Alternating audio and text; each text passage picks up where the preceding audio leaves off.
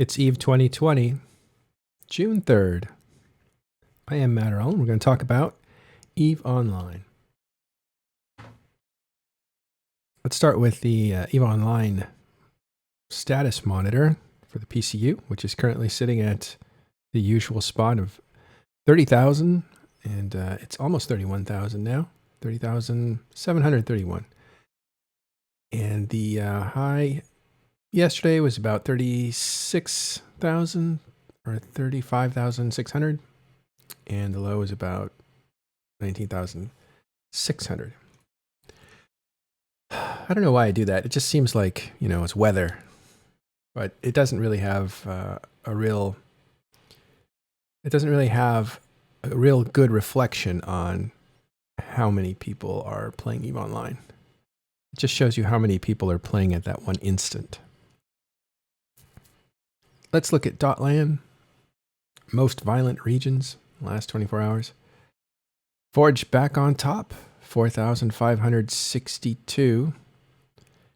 Domain now falls to second. It was hot for the last 2 or 3 days at 3,581. And the Citadel comes in at third, 4,063. Wrong channel, sorry. You or me? Us, yeah, we're public one. Oh, jump to public 2.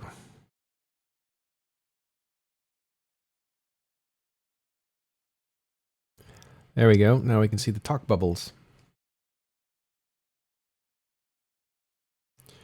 Continuing here, most violent systems. And this includes nullsec. Oh, first of all, I should go back to the most violent regions in nullsec were venal, which is interesting. And that was, something happened there, because that's 1,966 ships destroyed. That is not typical. That must have been a big fight. And branch as well, also not typical. Those two are neighboring regions, so this must be widespread. 1,927 ships destroyed for branch. And Tenal, again, in that same neighborhood, 1,286 ships destroyed. What's going on in venal, branch, and Tenal? All northern regions. Well, let's have a look at the systems. And that might tell us. Most violent systems in 0-0 last 24 hours. ITAC 7, JR4 in branch. 662 ships destroyed, 70 pods. Let's start with that, actually. I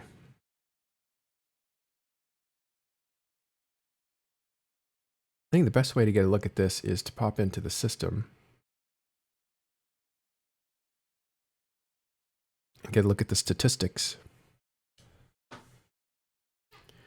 And so the jumps, looks like they happened, obviously there's a huge hump there. Same thing with the ship kills, so that was about 3, I think these times are UTC, so it's about 3 a.m. basically for universal time. Let's have a look.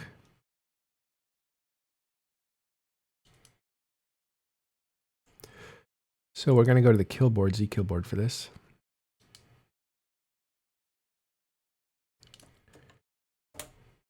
We'll drop in the system name of ITAC 7 in branch.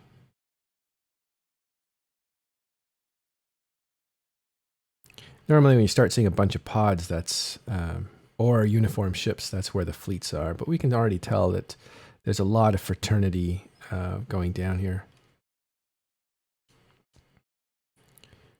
Here we go. That's a fleet. You see how that is? So this is Ranger Regiment and fraternity. So we'll click on any one of these Tristans. Oh, it's a Tristan fleet. So a lot of ships might have been destroyed, but not a lot of value. These are basic frigates.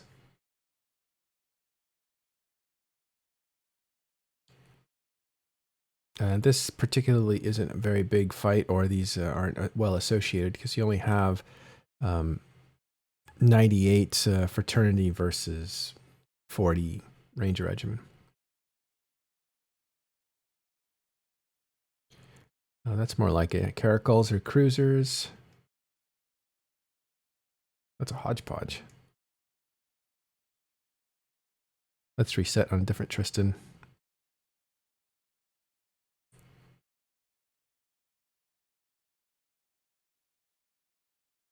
The hell? Are these kitchen sink fleets? Like there used to be? That would be awesome. There was a time where Eve was kitchen sink fleets, and the players themselves said, no, I'm taking my ship. Your FCs are not telling me what to fly. Because I have a favorite ship, and this is how I like to fly it. That was a different time.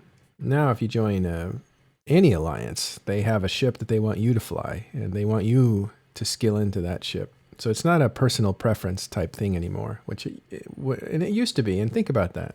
That used to be a different game, right? You were more in control of your game as opposed to being told what to do.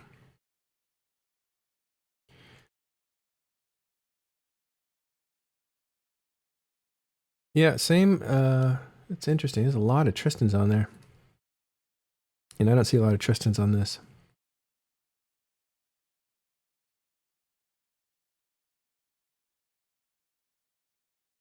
All right, well, we'll look for information from you guys.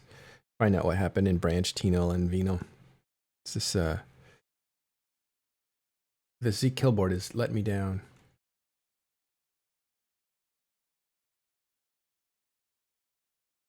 Let's actually go to the Alliance. Maybe it's in there. So they had a Caracal fleet running around Iridia. This is Ranger Regiment. And Deckline, they have all kinds of different things. People moving in and out.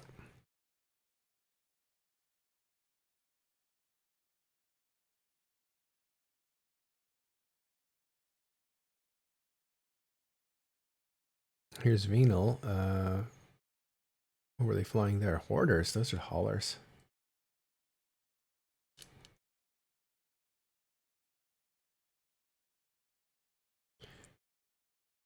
Well, if they were flying fleets, Ranger Regiment, I don't see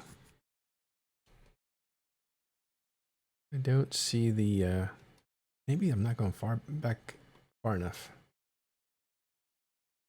There it is.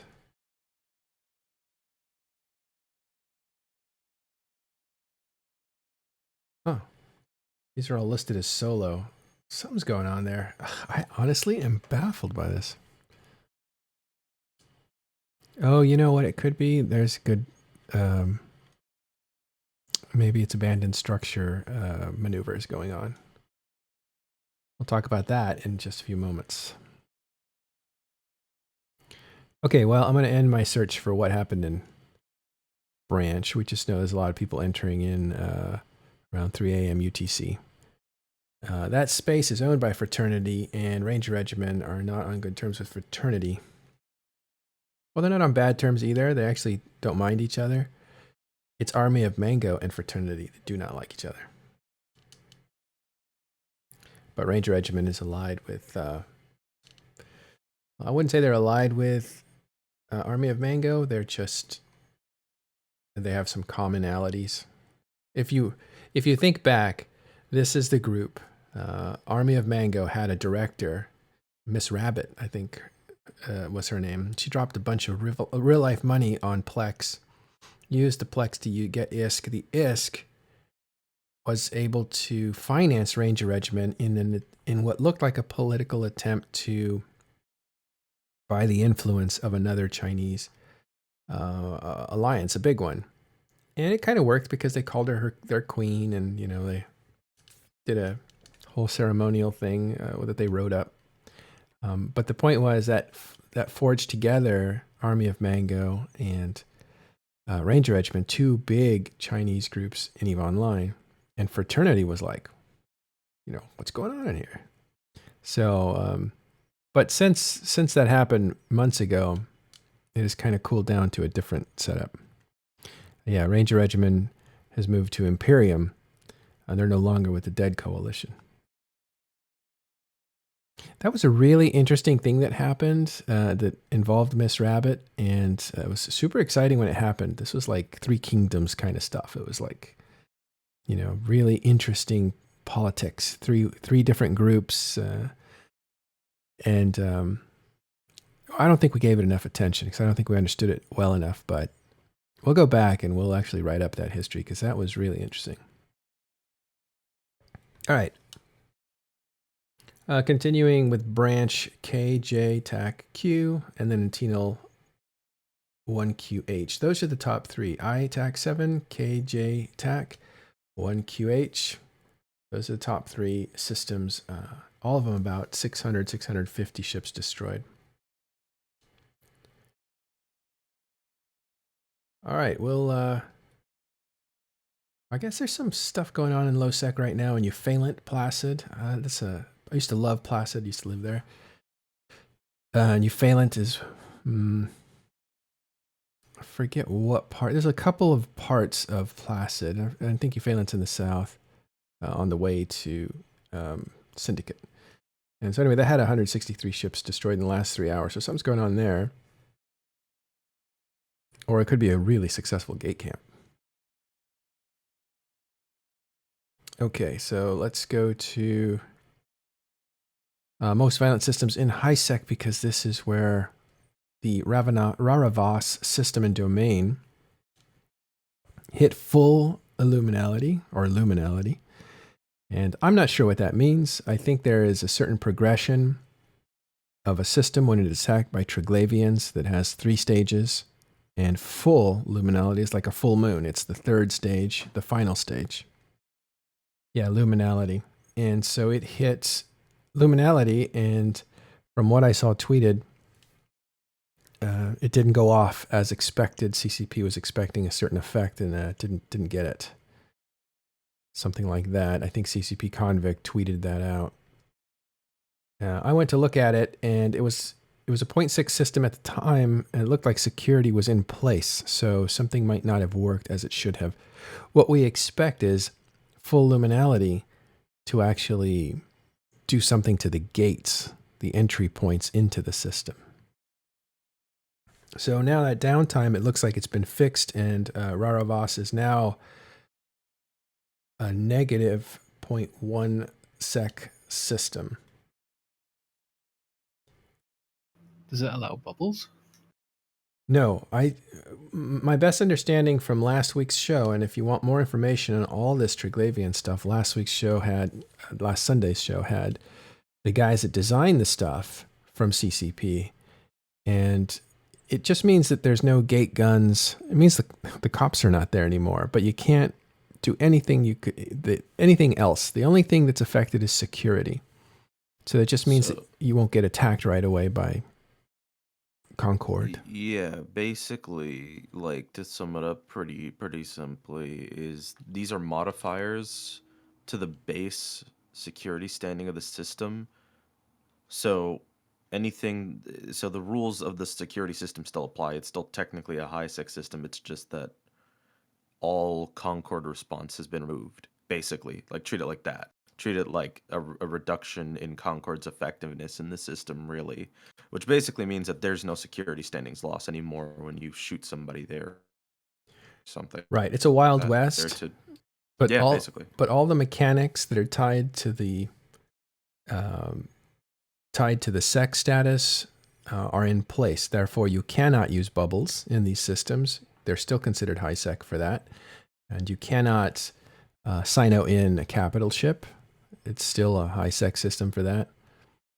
Otherwise, for security purposes and for Concord and sec standing, anything that has to do with what we call crime watch mechanics, it is a 0.1 system, which is the lowest lowest low sec system before you get into 0-0, which is no security, and then the mechanics completely change. So yeah, no Sinos, no gate guns. Thanks, LB. In other words, brawl it out. Go there and brawl, and you're not going to get punished for it, and nobody's going to punish you for it. Otherwise, it's still a high-sec system. I think that might be the best way to say it, right? Go and brawl it out. No consequences. Yeah, no consequence, high-sec. It's yeah, no quite an consequence, interesting high-sec. Yeah. Oh, it's a 0.1. What did I say, a 0.1? Yeah, it's a 0.1. 0.1 is... How does that work? It's 1 true, is the high-sec. highest. Wait, what's a 0.1? Is that like, does it go into, so it goes into 0.1 null is sec? low sec still. Yeah, but it technically, So it's below low sec. It's actually below. It's low sec. 0 is the start of null, and then negative is what most null sec players refer to as true sec. But yeah, Okay, I am totally like seizing up in my brain, but negative 0.1 is what we're told the system is, right? Sorry, 0.1. Negative 0.1.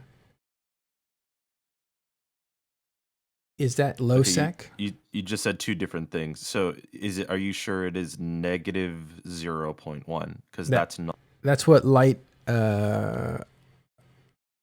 narcissist says here. Okay, because if a negative is null sec. Yeah, that's why they're writing me here. They're telling me no, it's not low sec. It actually went to null sec because it's lower than 0, Yeah. 0. Yeah, and that's the expected outcome, as final liminality should put the system into null sec. Well, here's my question. If it's really only Crime Watch, what's the difference? If it's, you still can't do the stuff you could do in nullsec. Bubble, bomb, bring in capitals. Yeah, but this is just the beginning. We don't know what else is going to follow later. This is just like Okay. stage 1 of implementation of the idea, right? Like, I mean, it could, like, dynamic security could end up being a thing, like months, years, most likely down the road, But this is Yeah. just kind of like, hey, look, regardless, it's still you don't lose security standings from this. I know, but I'm saying, what's the difference between, like, why are we making distinctions between it being low sec and it being below low sec, which would be essentially below 0, 0 security? Because, well, in low sec, you still lose standings for shooting Oh, something. you do? Okay. Yeah. So there's a big difference. All right. So basically, this is guilt-free brawling in high sec is what this is. There's no consequences. So everything we said before is still true. So yeah, you won't take a penalty hit. There are no gate guns to pop you as soon as you start fighting on a gate. So as soon as you come into the system now, you're up for grabs. And nobody's going to punish people that take you out. Yeah. Oh, and guilt-free potting. Good point. So That's all that, yeah. Oh, shoot. You know what? Last night I went to check out what was going on to see the pretty colors, and I ended up parking there. So when I wake up, next time I log in, I'm going to be in a dangerous system, and I have like full-on learning implants in. So that's about 500 million in a pod. You hear that, guys? A Matterall corpse Yeah. is up for grabs. Take me out and make sure you pod me too. Get that extra Killboard sweetness. I'll sell your body in a month for like $1 billion-esque. I think I've been potted twice. So yeah. That means it's a valuable commodity. Yeah. That's some valuable beef It's a rare jerky. commodity, limited edition, guys. Oh boy. Kind of advertisement you're not looking for. Yeah, right. Put your locator engines to work, guys. I invite you to kill me if you see me in system. I should have thought it through, right? And this is one of the cool things about this. When liminality changes, at that instant, you have a change in status, and that means change in what you can do to each other in there. So you might be fighting in kind of a safe territory, and then all of a sudden you're in the water, and there are no consequences. So that's what happens with this system, which is pretty cool. Pretty cool. Okay, skip over the ratting. Looking at alliances. I like looking at new alliances. So we're looking at solve changes for. We got a +8 going on in Vale, and this is Lord of Worlds Alliance, or Lord. How in the hell did they get that ticker? Lorde. Yeah, I would think that one would be taken, but good for them. Boy, they're doing pretty well. Lord, like the band? The female singer, yeah. Oh. Huh. I think that's how she does it, yeah. Yeah, that is. No joke, I was talking to Rivra one day on the phone, and I'm sitting there, and I worked in Santa Monica near like all the music companies, and I'm sitting there having a Starbucks sandwich or something. We're talking about EVE Online, and walking right towards me is Lorde, and then she walks right past me, and I was like, this is so weird, but this, I think I just saw Lorde, that singer. I don't know who she is beyond her songs. But it's really weird. That was a funny moment. All right. Enough with the name dropping. I could go on for hours with that. Let's see. Anyway, Lorde. Cool name. What do they do? I don't know. I think they're in the north there. Darwinism lost 3 systems. I believe they're in... Double check this. Yeah, Aquarius, right? They're kicking around down there, and I think they have for a long time. And then let's go to alliance movements as far as people. Goonswarm, I think this was already spoken about a few days ago. Goonswarm lost 400. Pandemic picks up about 400. Wormhole Society picks up 200. Silent Company, other 191. Small percentage to them since they're over 20,000 counts now, or players. I should say characters. Wrathguard, Brave Collection, and We Form Volta lost 146. That's worth looking at.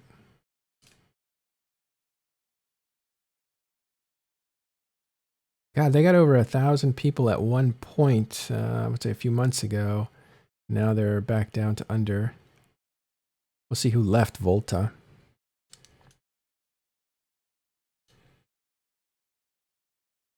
So June 2nd, Viper Squad took off, and I think that's it. So it must have had organic people leaving organically.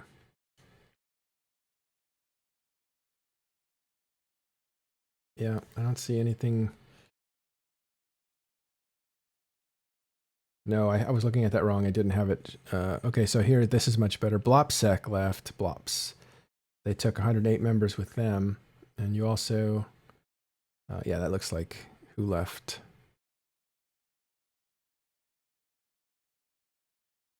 But Origin's still in there with 315 members.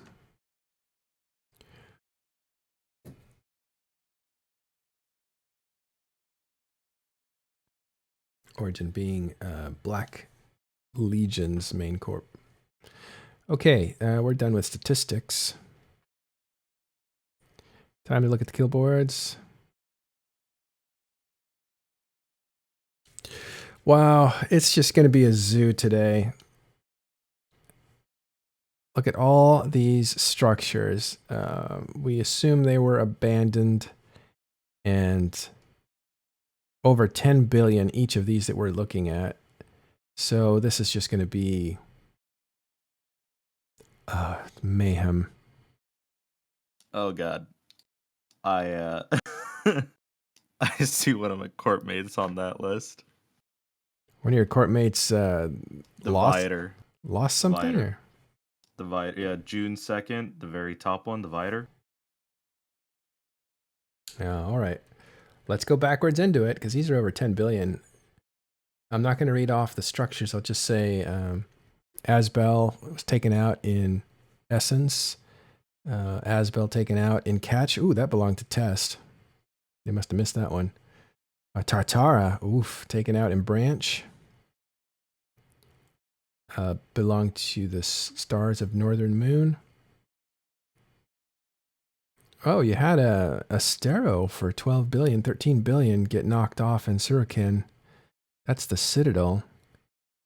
He was called Gimme the Loot, and he was taken out by Space Mutts. Let's see what he had in the cargo. It's just a T2 fit so far that I can see. Ooh, blueprints. Blueprint carrier. Yeah, about 13 billion in blueprints.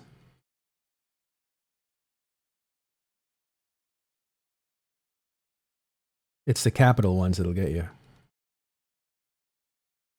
Yeah, that's why we looked. Stero is a small ship. I think it's frigate. And to see it drop 13 billion, there was something going on there. And usually frigates are fast and quick, and this one actually can cloak. So you would expect that it would be blueprints because it's a blueprint.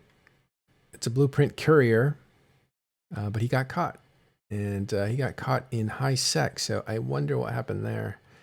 Normally, he wasn't in like null sec where an Astero could get bubbled, even if he could cloak, and even if he was fast, that would stop him long enough to be shot and destroyed. But that wasn't the case. He was killed in high sec, so he should have been able to scoot right through. So something must have happened there. Sometimes people will have to step away and jump through a gate, and by the time they come back, they've decloaked and been targeted and destroyed. So sometimes things like that happen because real life doesn't stop. Okay, back to the structures that have been destroyed. Tribute lost an Asbel that was Unspoken Alliance that was taken out by Rote Capel. Project Gunjer and Hamatar, that's low sec, lost an Asbel that was taken out by Siege Green. Fraternity lost a Nyx. This is a super capital. Taken out by French Connection. Another Tatara. These are the big mining complexes. Masterson Holdings. What a great name. Taken out by Snuffed Out. Don't forget the Moracha. Yeah, I'm coming to That's that. an Alliance tournament one. Oh, Yeah, okay, sorry. Yeah, I'm coming to it. That was Master Holdings lost Citadel and Oto. That was just 10 billion. Then there's a Fortizar, and again, the Stars of Northern Moon. That's their second structure on this list, taken out by Fraternity and Branch. And here's the Moracha. This is an incredibly expensive Alliance tournament ship, and it belonged to Verge of Collapse. They used to do very well in the tournaments, and Test picked it off with, wow, it was a solo kill. Good job, Sniper Bros 15. The fact That's that an Abyssal system. That was an Abyssal PvP kill. Yep. Oh, Abyssal in the PvP arena? Mm-hmm. Yep, you can see that can see that the system name. Got it. That kind of symbolism and everything, that's Abyssal Space. Got it. Okay, so I knew that, but I thought with the invasions that they were doing that in high sec too. But nevertheless, it's Abyssal Space, one-on-one fight. This would explain why it's a solo kill. And Sniper Boss from their Sniper Bros 15 from Test Alliance's tip of the hat took on I know Sniper Bros. You know? Anyway, yeah. Do you know I 1 so. through I've heard that name 14 or before. just 15? I don't know. When you have numbers at the true. end of characters, that's somebody who has a multi box. I would like to know what happened to the first 14, but yeah, right. He was using a Nikki. This is the 15th incarnation of this guy. He's finally, but yeah, this Verge of Collapse pilot Rengus lost $500 billion ISK ship. That's unbelievable. Do you know how many frigates you could buy for that? He was kitted up pretty hardcore too. There is a current listing for the ship he's flying, 425 billion ISK in the forum. But with the rest of the kitting, yes, it could definitely be in the 500. So it totally is. He's using A-types, and there's a Cormax. He had drugs. He had everything. I believe this is the individual who also lost a Fiend in the Abyss, but it wasn't registered due to downtime. Well, you got to respect Rangus for taking a ship this valuable and not just sitting on it, but taking it in and brawling with it inside of Abyssal Space. That's really something. If you're talented, which I'm sure he was with force recon ship, this is a special force recon ship, then that's pretty risky to put that in there, but that's got to be pretty thrilling to do. If you're good with a ship and you have the best type of ship there is of that class, then you're putting your best foot forward. But he's also putting a lot at risk, and in this case, it did not pay off. And whatever gains he's made using this Moracha, whatever gains he made in the past, he's been set back far beyond that. But you know what? Now it's immortal. Now we know it's here. This is a way that Fonsui looks at kill mails. It's the ship doesn't exist until it's destroyed, and then it's immortal. You know what? That's True. that's a really good reflection on humanity, isn't it? Like, we're all just a bunch of drone bees until we die and have something written about us. And then we're immortal. I think that's actually Sniper Bro's second Alliance Tournament ship kill, the previous one being the Shramoas. So he's actually, completed the collection. He's killed both AT ships from AT X1, the 11th tournament. That's a good bit of information. Hmm. That we have to look into that guy, Sniper Bro 15. He might be labeled that way to make people think that he's one of 15 genetic twins or something. But maybe that's just a decoy. Maybe he's actually an incredibly vicious PvPer, and he's just named himself in a generic way that makes people put their guard down against him or underestimate him. Now that would He be certainly seems to know what he's doing, because that seems to be a fatback, not even the Kikimora. yeah. That would be like next level EVE Online when you're naming yourself to be underestimated. Huh? Vedmak isn't Tursa, it's the T2 version. No, that's the T2. That's the Ikitursa, yeah. The heavy assault cruiser version. Sniper Bros 15 is quite well known in the Abyssal PvP community. He's one of the best, and That's where I recognize him from. He's in Torvald's stream all the time. yes, he's one of the best solo PvPers and Abyssal PvPers. Oh no. There's like 3 or 4 of those guys, right? So he's one of them. Yeah. If you look through his losses, you'll see that most of the ships that he loses, especially the ones in the Abyssal space, are kitted out and blinged out. So he's a very talented pilot, to say the least. Yeah, he is. Thanks for clearing that up. Fantastic. Congratulations, Sniper. Big kill, 500 billion. It's 504 billion ISK. Good job, Rangus, for bringing that out and immortalizing it. Okay. Wow. That's like coffee in the morning, those kinds of kills. So let's carry on here with the destruction of structures, because of course we know abandoned structures started on the 26th, basically. And so 7 days from then was June 2nd, yesterday. We failed to really put an emphasis on this or even mention it, but yesterday was the first day that abandoned structures were vulnerable. And so it was just carnage yesterday. Sorry about all the descriptive words, but it was just a huge day of destroying structures that were considered abandoned, and they were dropping their loot. And Elise Randolph posted that as soon as he could, the very first thing he killed was, I think it was an engineering complex, and it dropped 800 billion in loot and blueprints. And he felt really bad. He felt really bad, but he was looking at the money and said, oh, this feels really good too. I think Ashtarathi's group went out and was killing structures all day, and they ended up, I think, with a small fraction of that, something like 25 billion.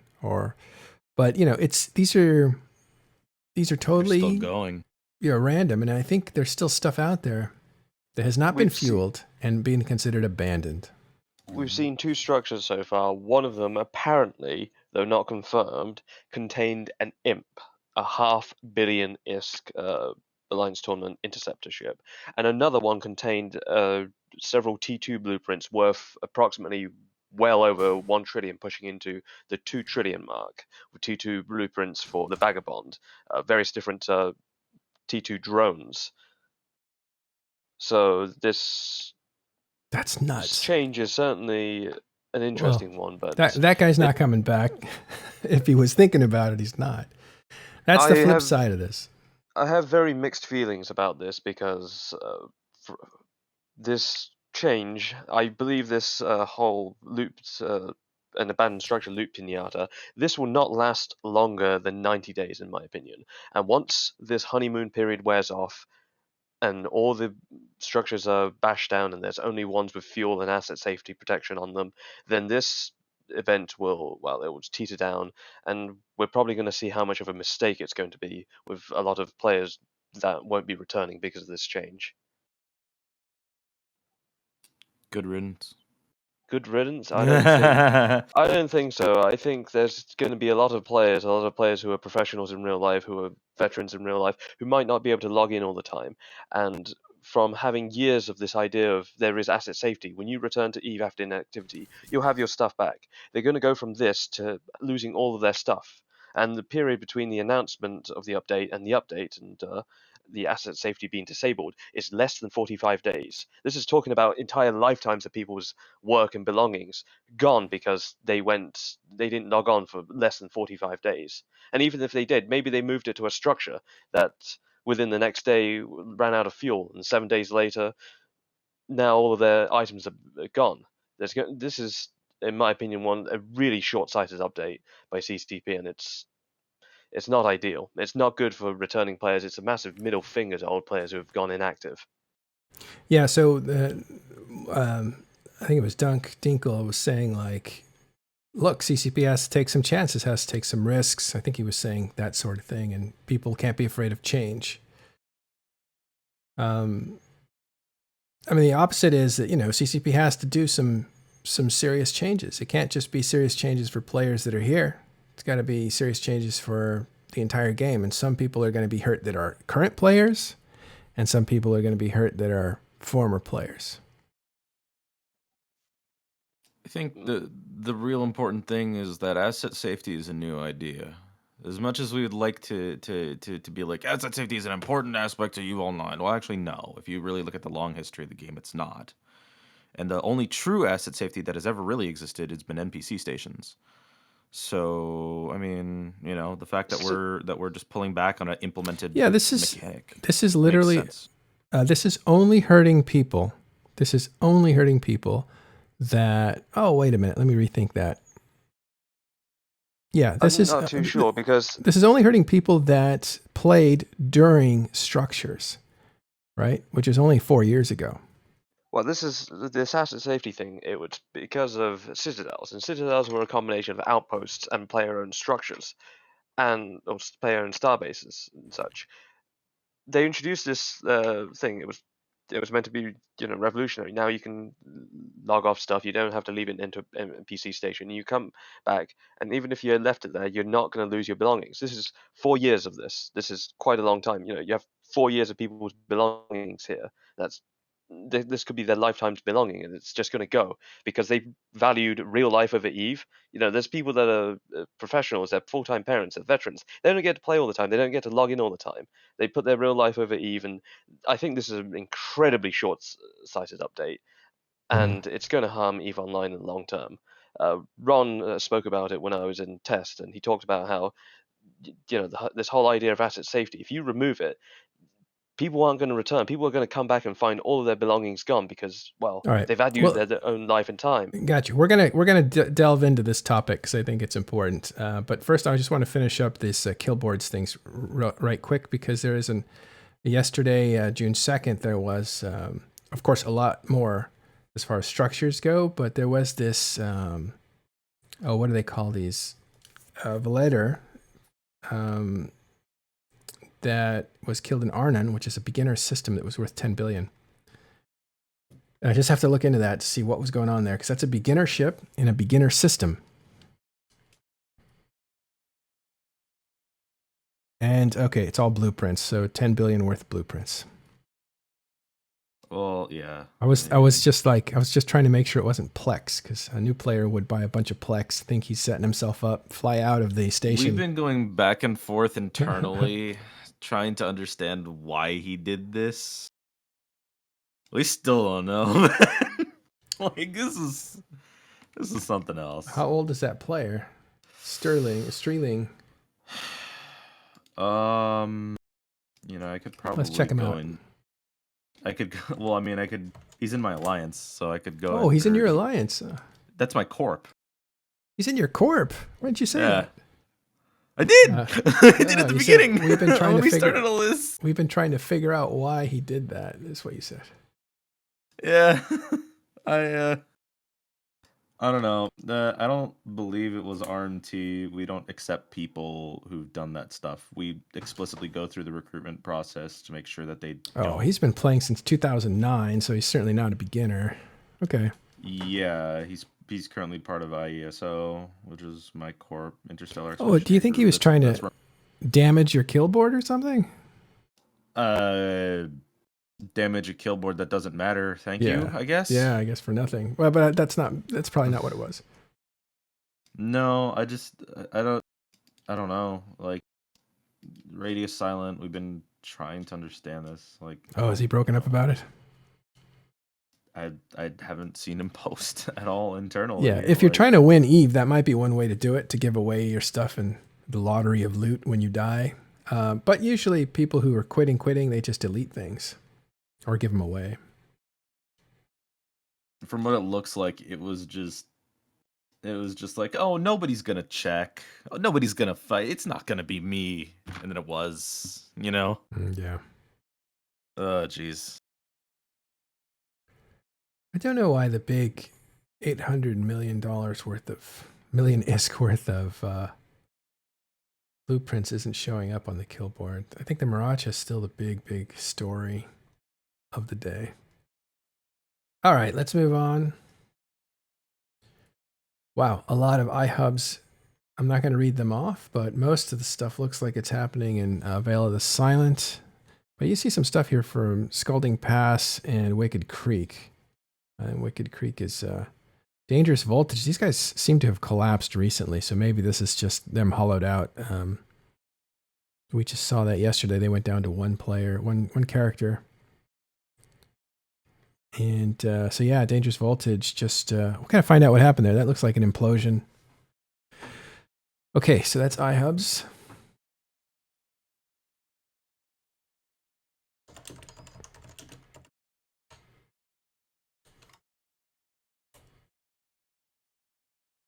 Let's talk about abandoned structures. So two things happening that are very important that happened yesterday. One is we had the first system for Triglavians reach full Liminality, which is a complete takeover of the sun by Triglavians, and that has after effects. It has essentially dropped that high-sec system, which was formerly a 0.6 system, which means you were safe because authorities were active in there. It dropped it from 0.6 to a negative 0.1.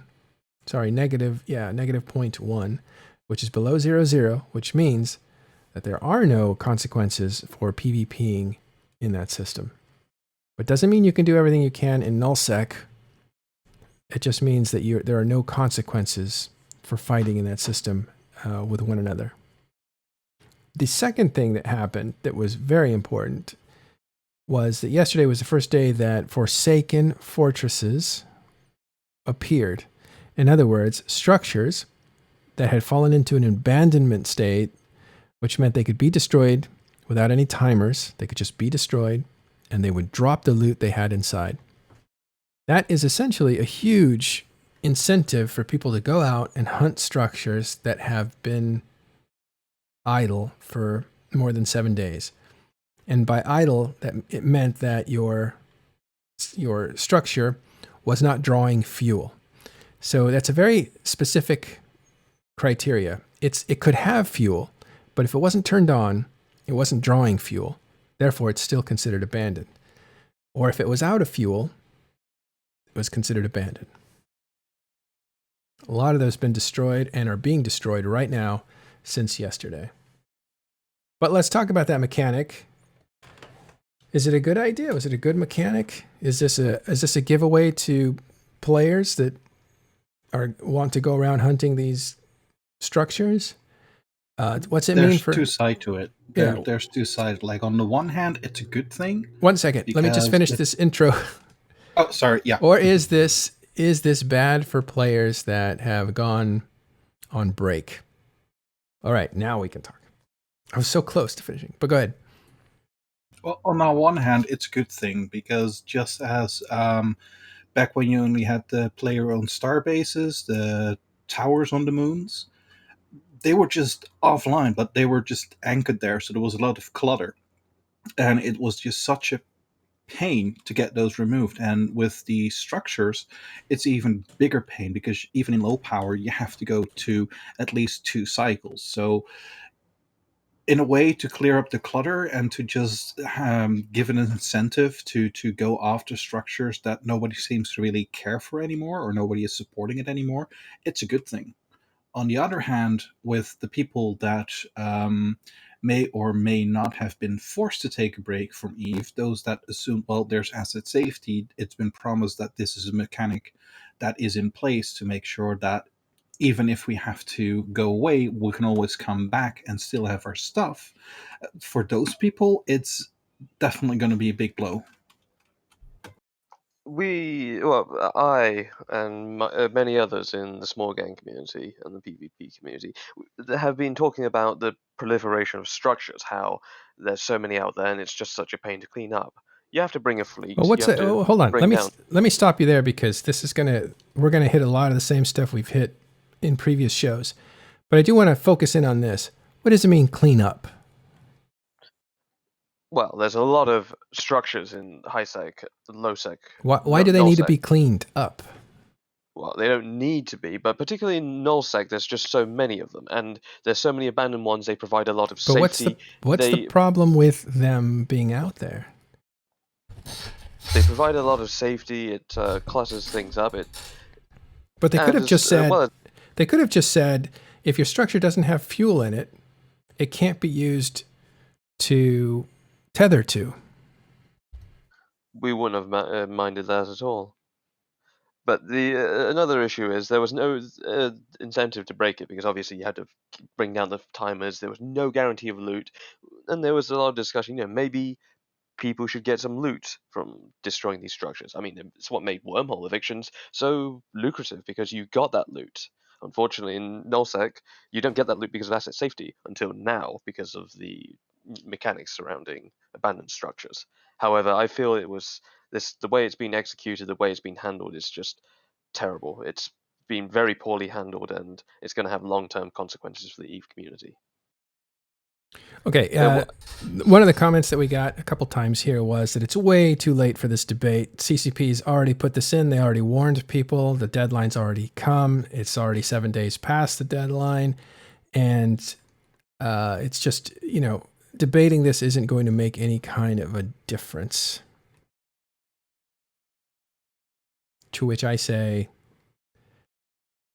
it was always too late to stop this, right? I mean, I don't even know if CSM had a hand in it, but by the time we found out about it, it was decided. They weren't going to say like, all right, we're not going to do it because too many people are scared of it. So it was already too late. It's just we're analyzing now the real effects, right? Before it was all theoretical, and that's how we approached it. This could be good, this could be bad, is how we approached it. But now we know a lot of people are losing stuff, and we're looking at it again thinking like, well, the actuality is there were a lot of things out there, and there were a lot of things that were valuable inside of them. And so there are, in reality now, not theoretically, people losing incredible amounts of stored wealth. Now, maybe they were never coming back to the game and it doesn't matter.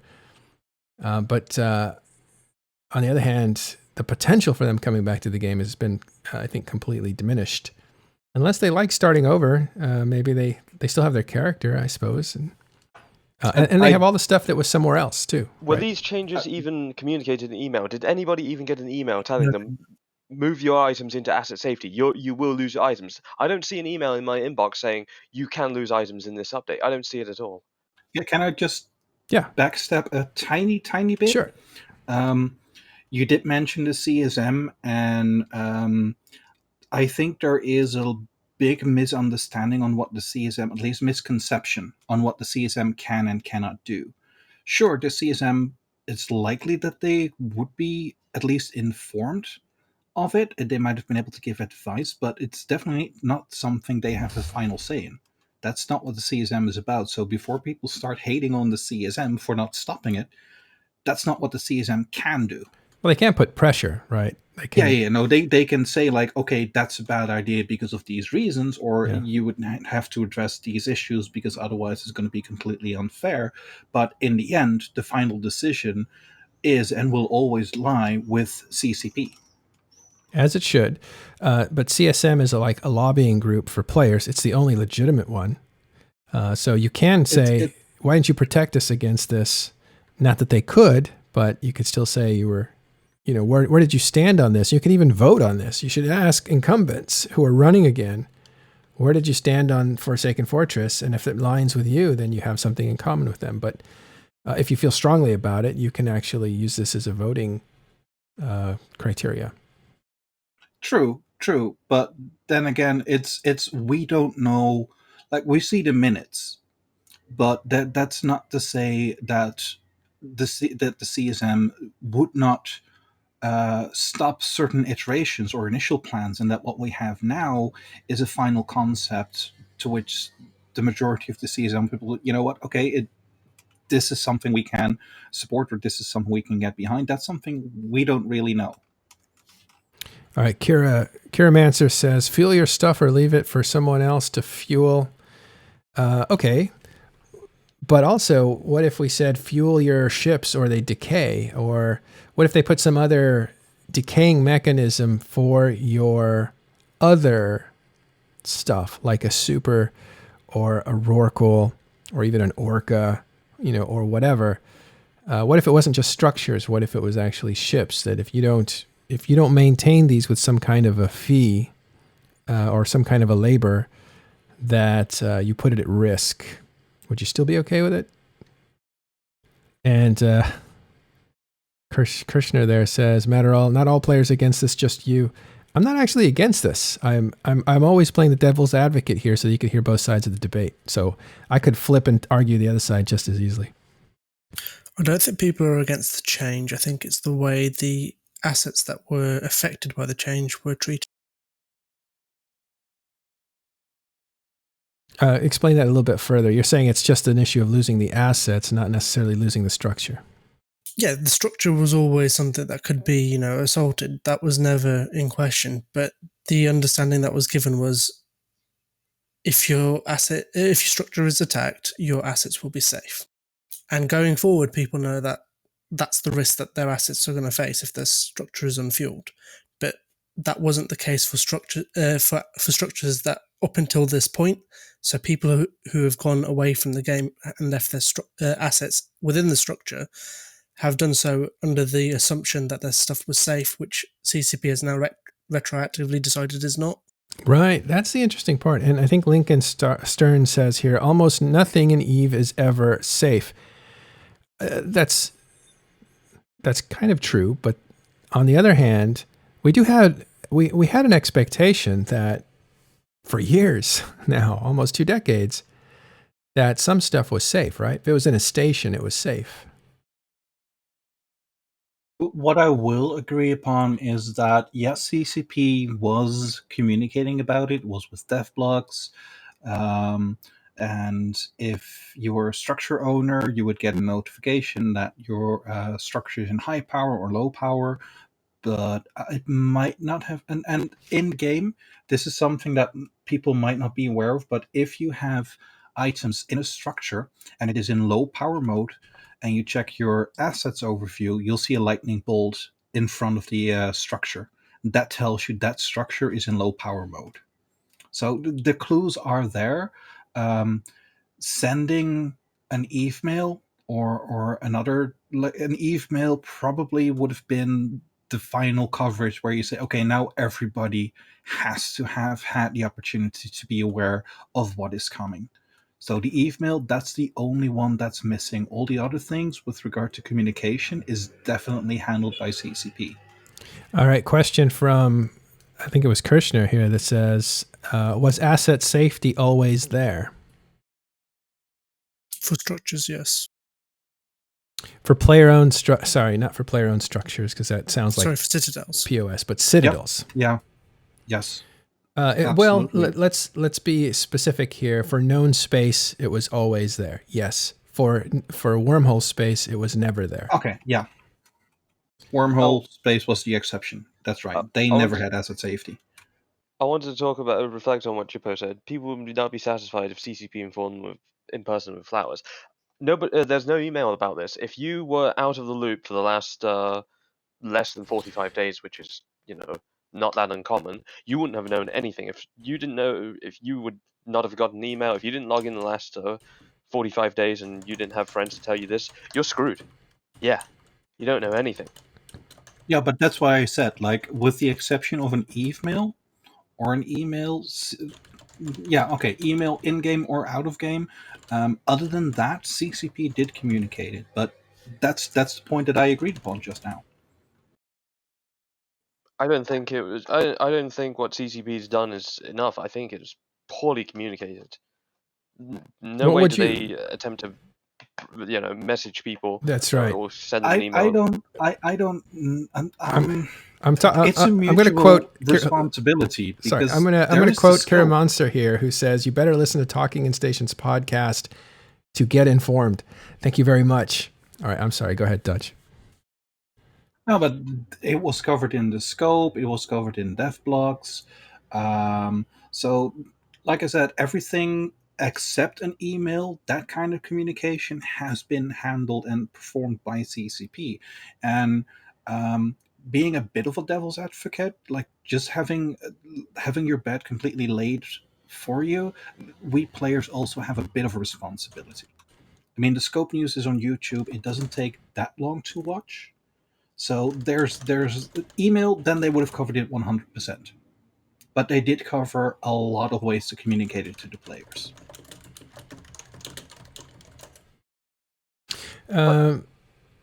Okay, so but what we're saying is that this has some permanent effects for players. It's important. It should have been communicated more widely than just self-serve stuff where you had to come and watch the video, or you had to.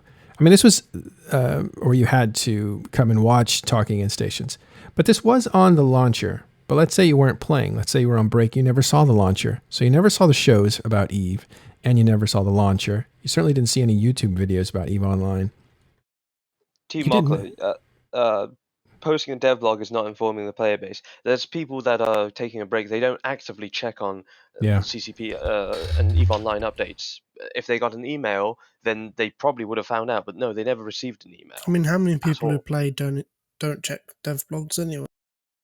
A huge number of players don't check. Yeah, dev I didn't blogs. I didn't check dev blogs until well into playing EVE Online. Then I thought, oh, maybe I should read these. Like they were not a priority.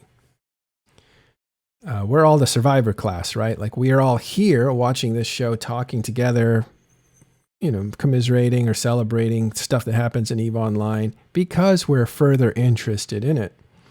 But most players aren't interested past the experience with their small group of friends or solo entering into the game. They don't look for the extra stuff.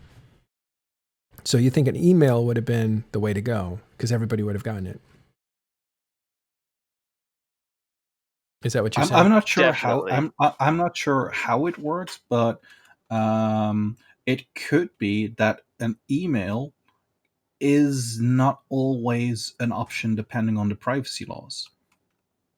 But like I said before, CCP has done a lot, and if they send an email, they would have covered it 100%, where they would have covered everything in every possible way that could in any way be expected of them.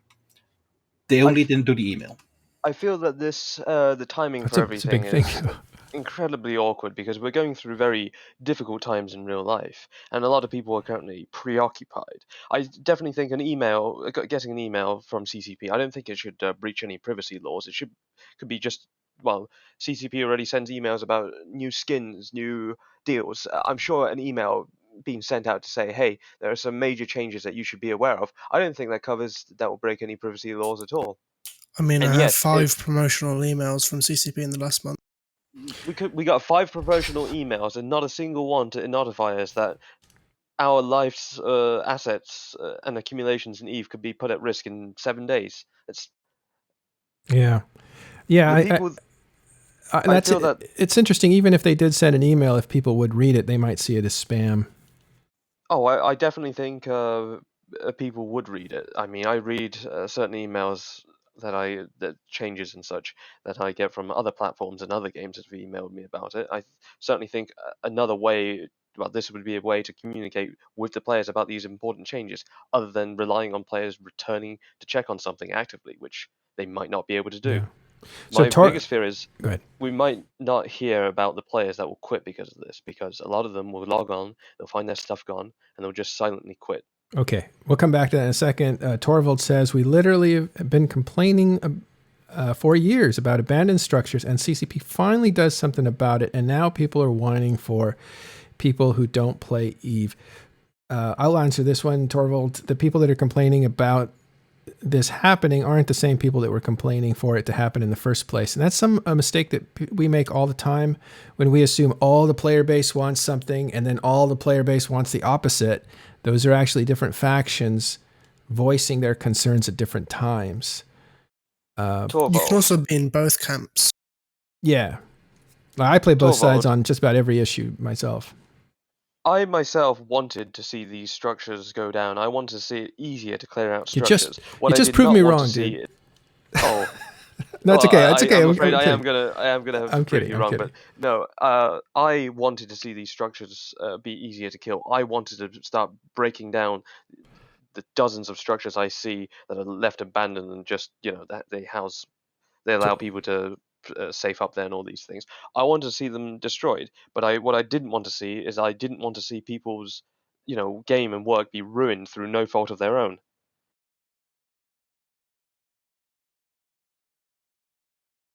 Okay, so Habit Gaming says you can say, well, you could get. Sorry, it's moving around. Well, you could say, in quotations, well, you could get informed all you want, but CCP told players this was safe, then pulled 180 degrees and said, joking, drops after 7 days. There has never been a mechanic that about face was this drastic. And I agree with Habit Gaming that this is. Here's the thing: when structures came out, they incentivized us heavily because it was hotly debated when structures came out about asset safety. Remember, everybody wanted everything not everybody. A lot of people wanted destructible everything in EVE. Whenever a CCP guy would say everything in EVE should blow up, the crowd would cheer. And of course, those are the people that just went to FanFest. But when it came out and it was announced that there was asset safety, it was a really big thing because people debated that and was it good or bad for a long time. But CCP basically through Fozzie and I think somebody else said, we want people to use these structures. That's the idea. We want people to use these structures, and they won't use structures if they can lose all their stuff. But we're in a different age now, it looks like, with the scarcity coming through, with the age of chaos coming through. Things are going to change. Things that were considered sacred are going to change. But this one, as Habit would say, and Habit knows because that's Elise Randolph, I believe, and he knows a lot of things, that this is historically a high water mark for saying, here you go, here's one thing, and then later saying it's completely the opposite.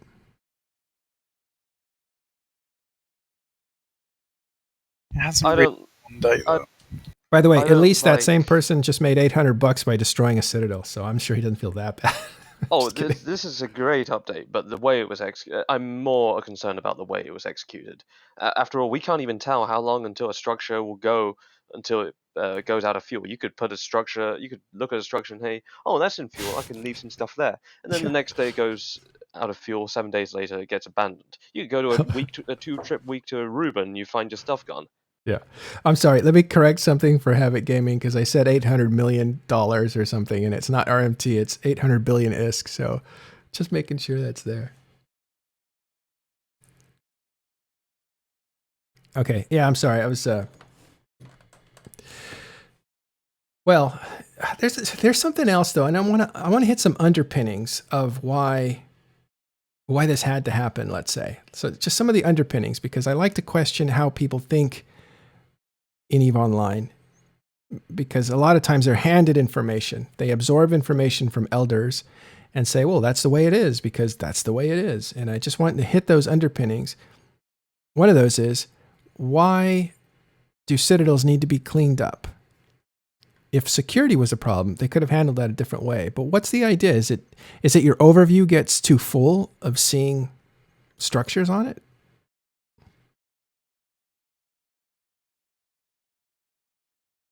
This is me just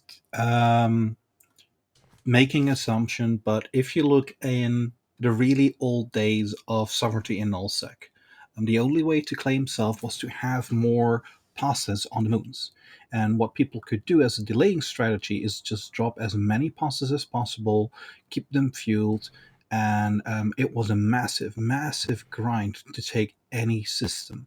With structures and now the iHUBs, like you can still take the iHUBs, but as long as they still have structures in that system, they have these safe havens that they can deploy from, because there's tether, there's staging. Currently, there's also asset safety. So anything that's in there is just like a fortress in ground that you're trying to take. So if systems are completely cluttered with these structures and the defender only has to show up to defend the final timer, because that's the one that matters the most, but you have to keep going after timer after timer after timer, it's really disheartening, and it's a way of defending your parts. It's part of defending your kingdom is more about how much time and effort and grind is the attacker willing to put in, where you as the defender have a lot more option to just pick and choose for which timers you're going to show up.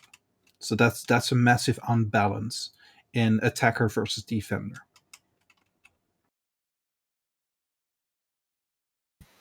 For this, you could put an Astra down or 20 Astras down in every single system, and then people have to go through and grind 20 different timers, and you don't even have to defend any of them because everything gets asset safety. You don't have to risk anything except for the Astras that actually are there, and they may not even be fueled, they may not even be fitted.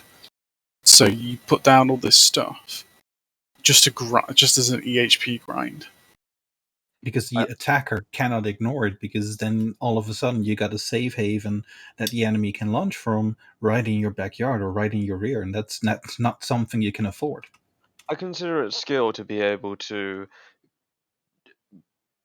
bait somebody into warping onto a structure that is already bubbled. But with the massive amount of structures, and a lot of them, being straight up unfueled or even unfitted, it makes risk so much less. There's no risk in it because there's 20 structures they could warp to. You got to be lucky to bubble the right one or two or three with however many interdictors you have. But now, they're easier to clean up. And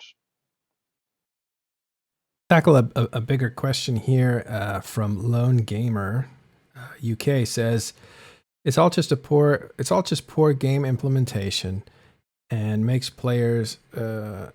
the players suffer. Whenever CCP change direction, they lose more players. And that's the gist of his comment. I believe when you do this kind of stuff, you lose players. Do we think that's true? And if it's true, is it a problem to lose players? I don't think CCP would have done this if they thought they would lose many players. Like, in all seriousness, like what could they have done? Like, if they continued asset safety, everyone would just leave everything abandoned still, because you'd still have asset safety, so there'd be absolutely no reason to fight or even protect anything, because everything would still get asset safetied.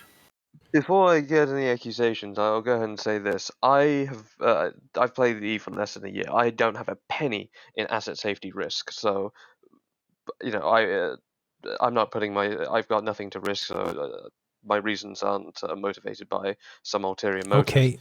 Okay, we'll Now, this assume is what that.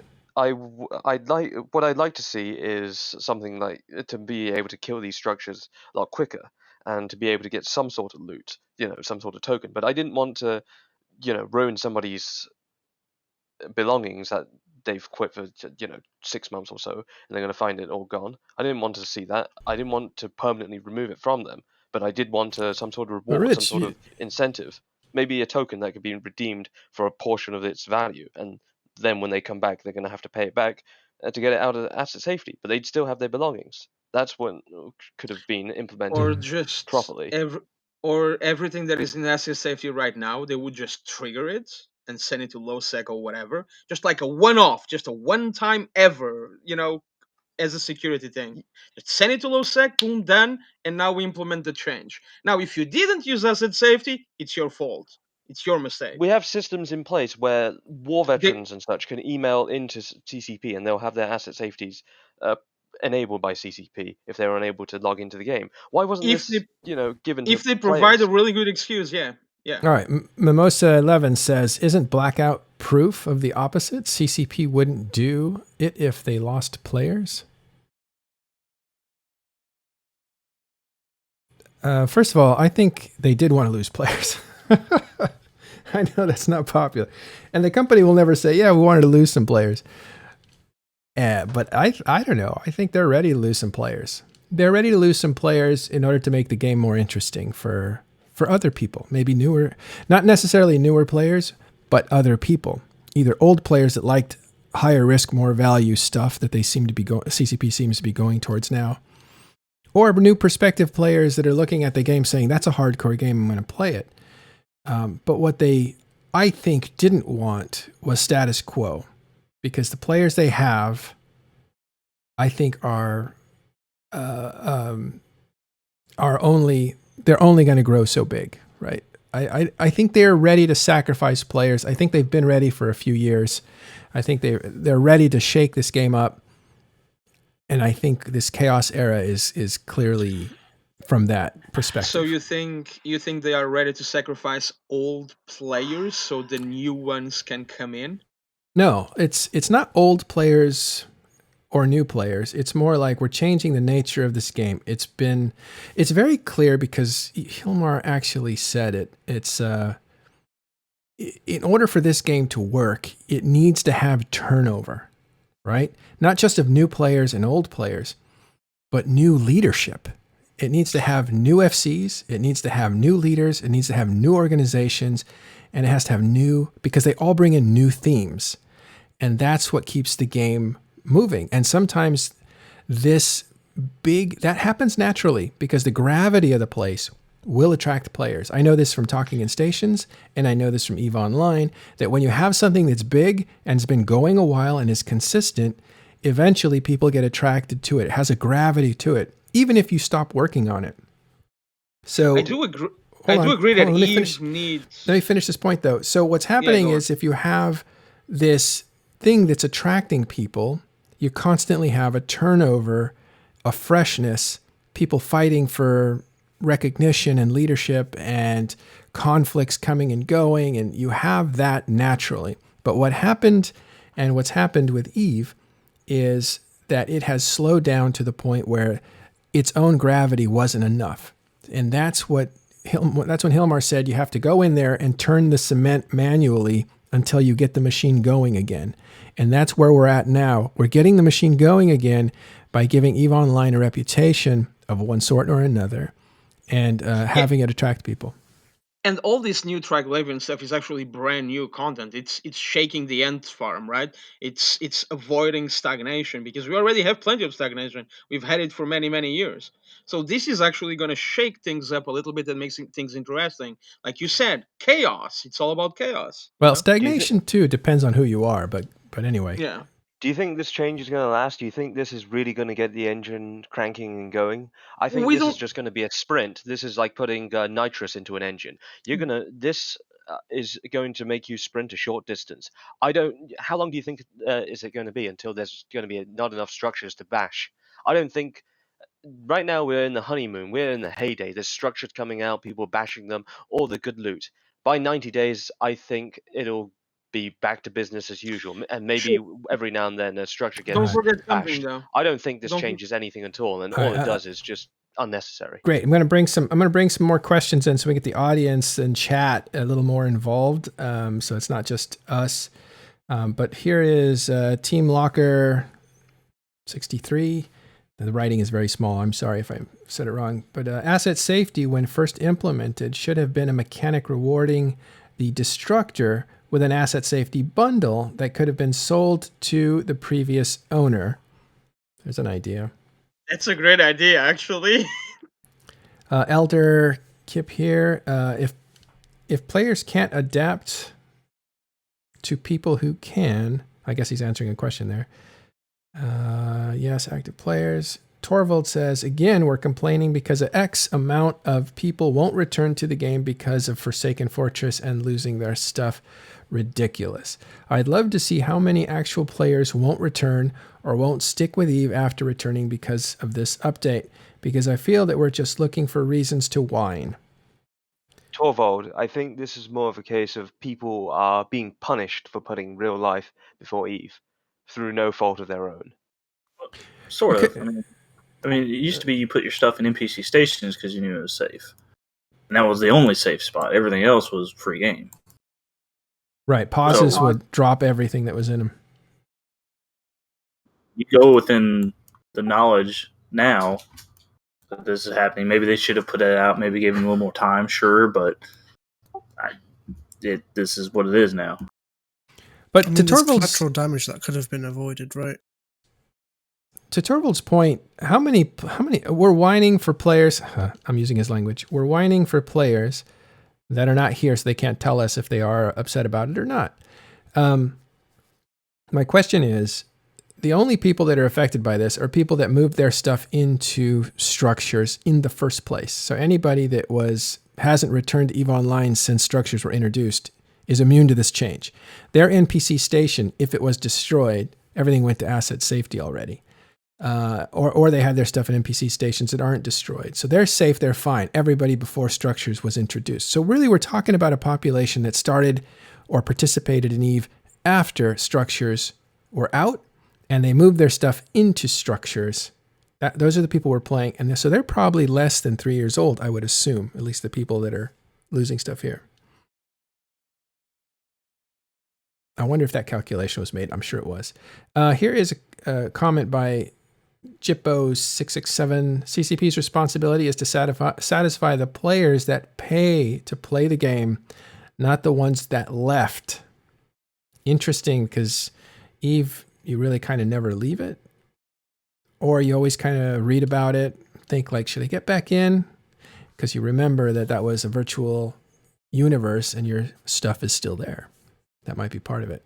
I don't think you come back to EVE to restart. I haven't heard people come back and say, you know what? I took all my characters, I moved them, I destroyed them all. I came back and I said, I want to start from fresh, from zero.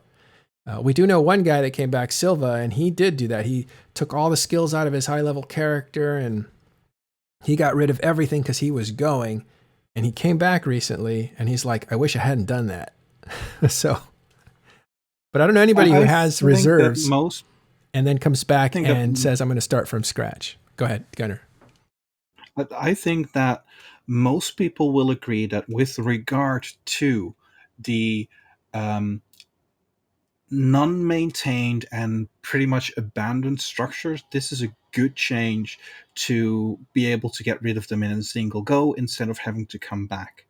I think the main concern is, especially in the situation where we are in today, that even people in Omega status, because things happening in real life, are rightfully making the choice to prioritize other things than playing EVE. Now, if they missed it, they're the ones who are now collateral damage, because everything that they brought over, placed into structures, and that are now ending up abandoned. Like they don't have the opportunity to get those back. That's the only part where people are like, we're concerned about those players. People that just quit, haven't been playing for months or years. That's a different matter. Like if you just stop playing Eve and you're not coming back, or you have no intentions of coming back, that's a different ballgame. And my concern is just it wasn't communicated well. There was no email warning, so you could be out there. You don't have access to Eve Online. You don't even get a ping on your phone, a message to say, hey, your stuff's at danger. Maybe install Eve or contact us, and we'll get your stuff asset safety. They didn't get that.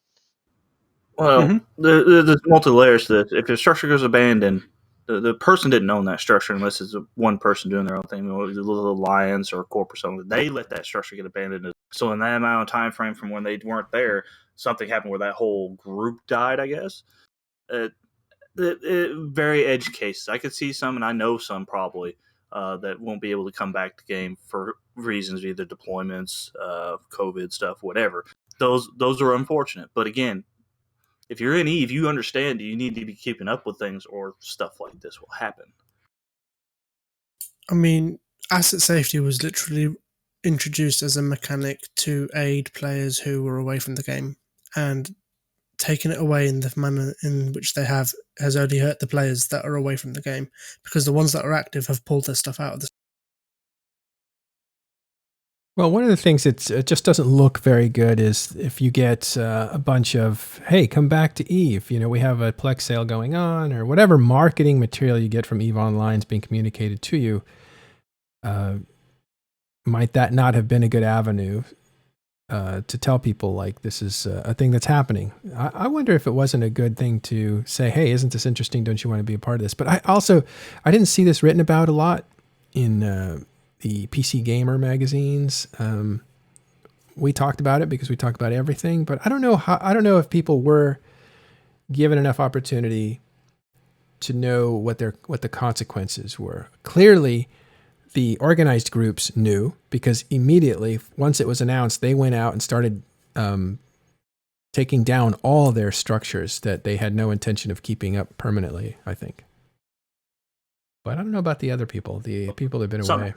There's still structures dying from people who just forgot about them. From all groups. Right. See the pings. But they're forgotten. They're yeah, I guess forsaken. They're forgotten.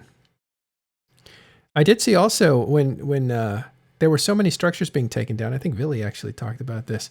There's so many structures being taken down that they lost track of them as they unanchored them, because I think it takes 7 days for it to unanchor, right? That they came back to one and it was gone. Like somebody had scooped it. I mean, it happens. And it unanchored a bunch of stuff in I think it was Quarius. And I scooped like 9 Athenors from the initiative. Are you serious? That's hilarious. It's with that stuff, it's a matter of luck. So I managed to hop into it as they're moving stuff. But yeah, I'm sure there's stuff. I know folks are selling multiple Fortizars I've seen. Yeah. It's only a matter of time before a Sodio probably comes up.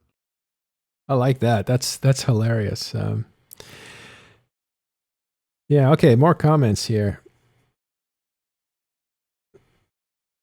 I'll try to get the ones that are self-contained points, because there are a lot of people talking to each other, which is great. This is exactly what we want to see, is people talking to each other, right? Talking in stations.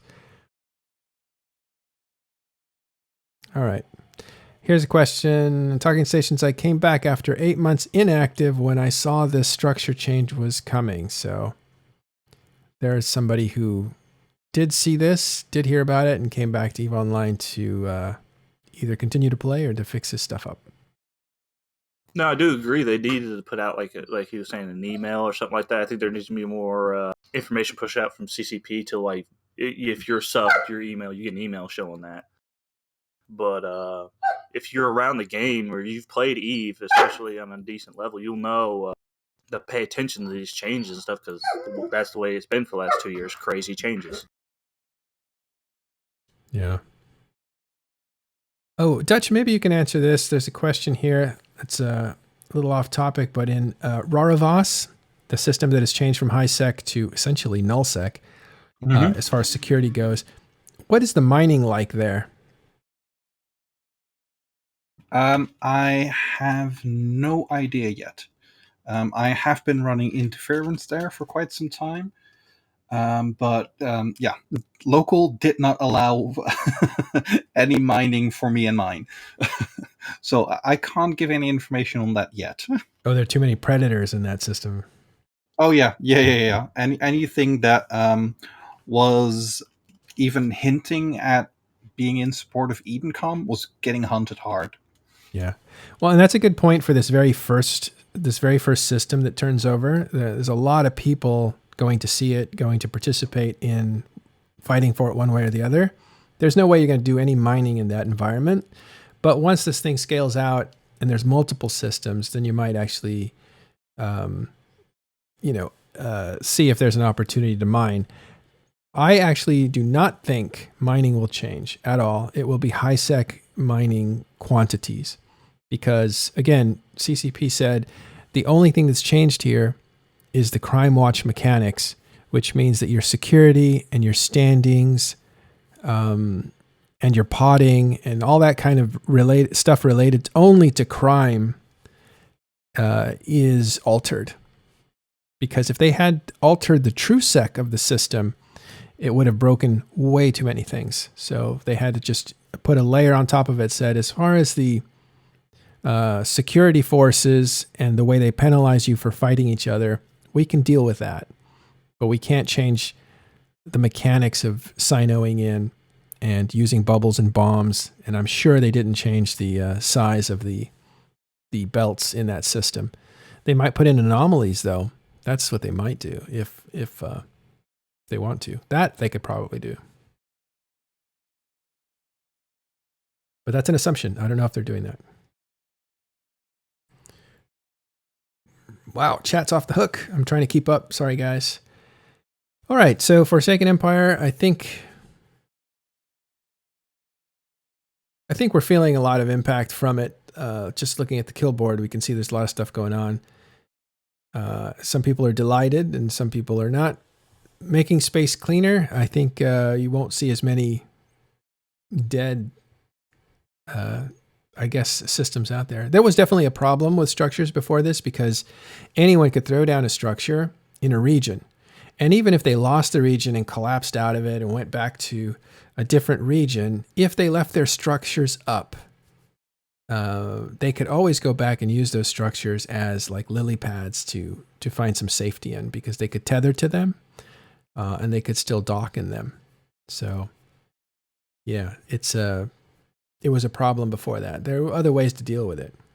So my thing is, if you don't like looking at all the spam, the station spam on your overview, like, there's a way to fix what you see and what you don't see on the overview. And maybe CCP could have dealt with it on that level, but I don't think that's what was going on here. I think the problem was there's too much safety in different areas. It's way too easy to build a safety net for yourself, for your ships to dock in and stuff. There's a lot of people, though, this is the part that kind of cracks me up. There's a lot of people who are the new warlords of Eve, right? They love this. So you see, there's definitely a lot of chest beating about, going out and destroying things. Like, you're going to hear a lot of chest beating. And what cracks me up is I think every time I hear like, yeah, we're like killing all kinds of things and it's like, it's murderous and it's happy. And I mean, it's like, this is the way it should be. Eve is hard. I think wormholers, like nothing's changed for them. They've always lived this lifestyle. Yeah, right, Teddy? This change means nothing to you guys except maybe more opportunity to kill some things. Are you there, Teddy? Oh, he's gone. I shouldn't have pinned it on him. Blitzgrave, right, what's that?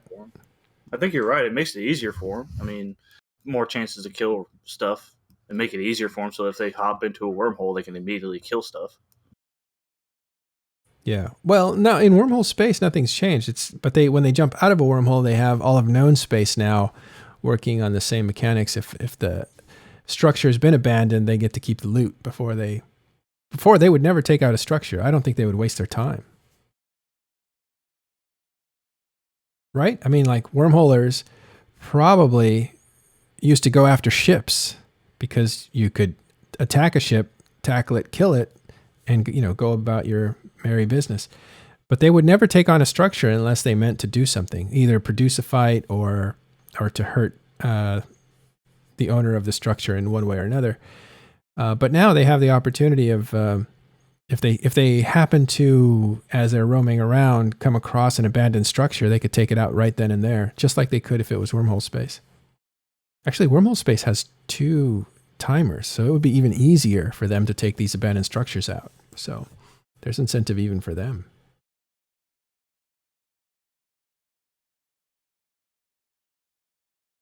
Let's see. Is this a question? What's losers for wormholes right now? I don't understand that question. If you could rewrite it.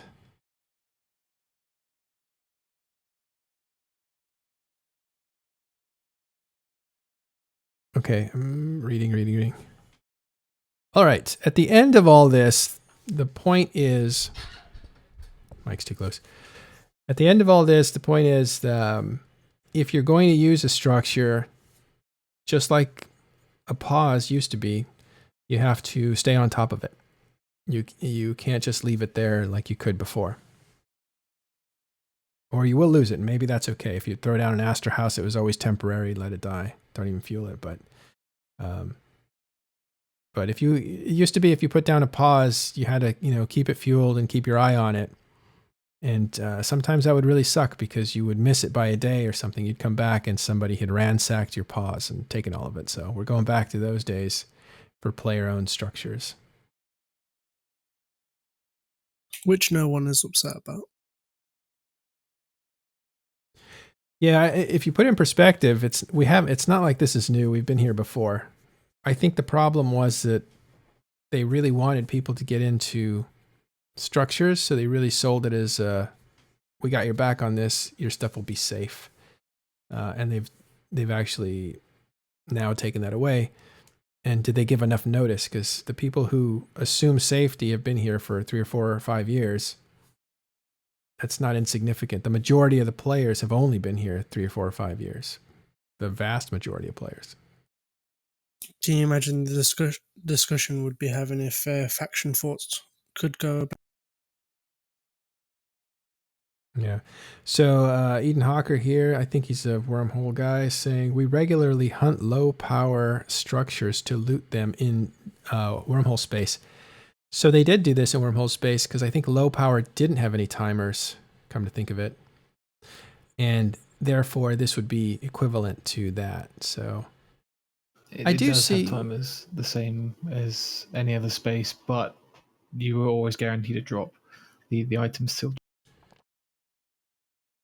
But low powered structures in wormhole space still had a timer? Yes. Yep. Oh, okay. So then this is even better, right? Because there's no timer on this thing. Like I said, they can roll into a hole, see an abandoned structure, and kill it there, and not have to go anywhere else. Or they don't have to really do a whole lot of extra. I see. That must be what Eden is saying there.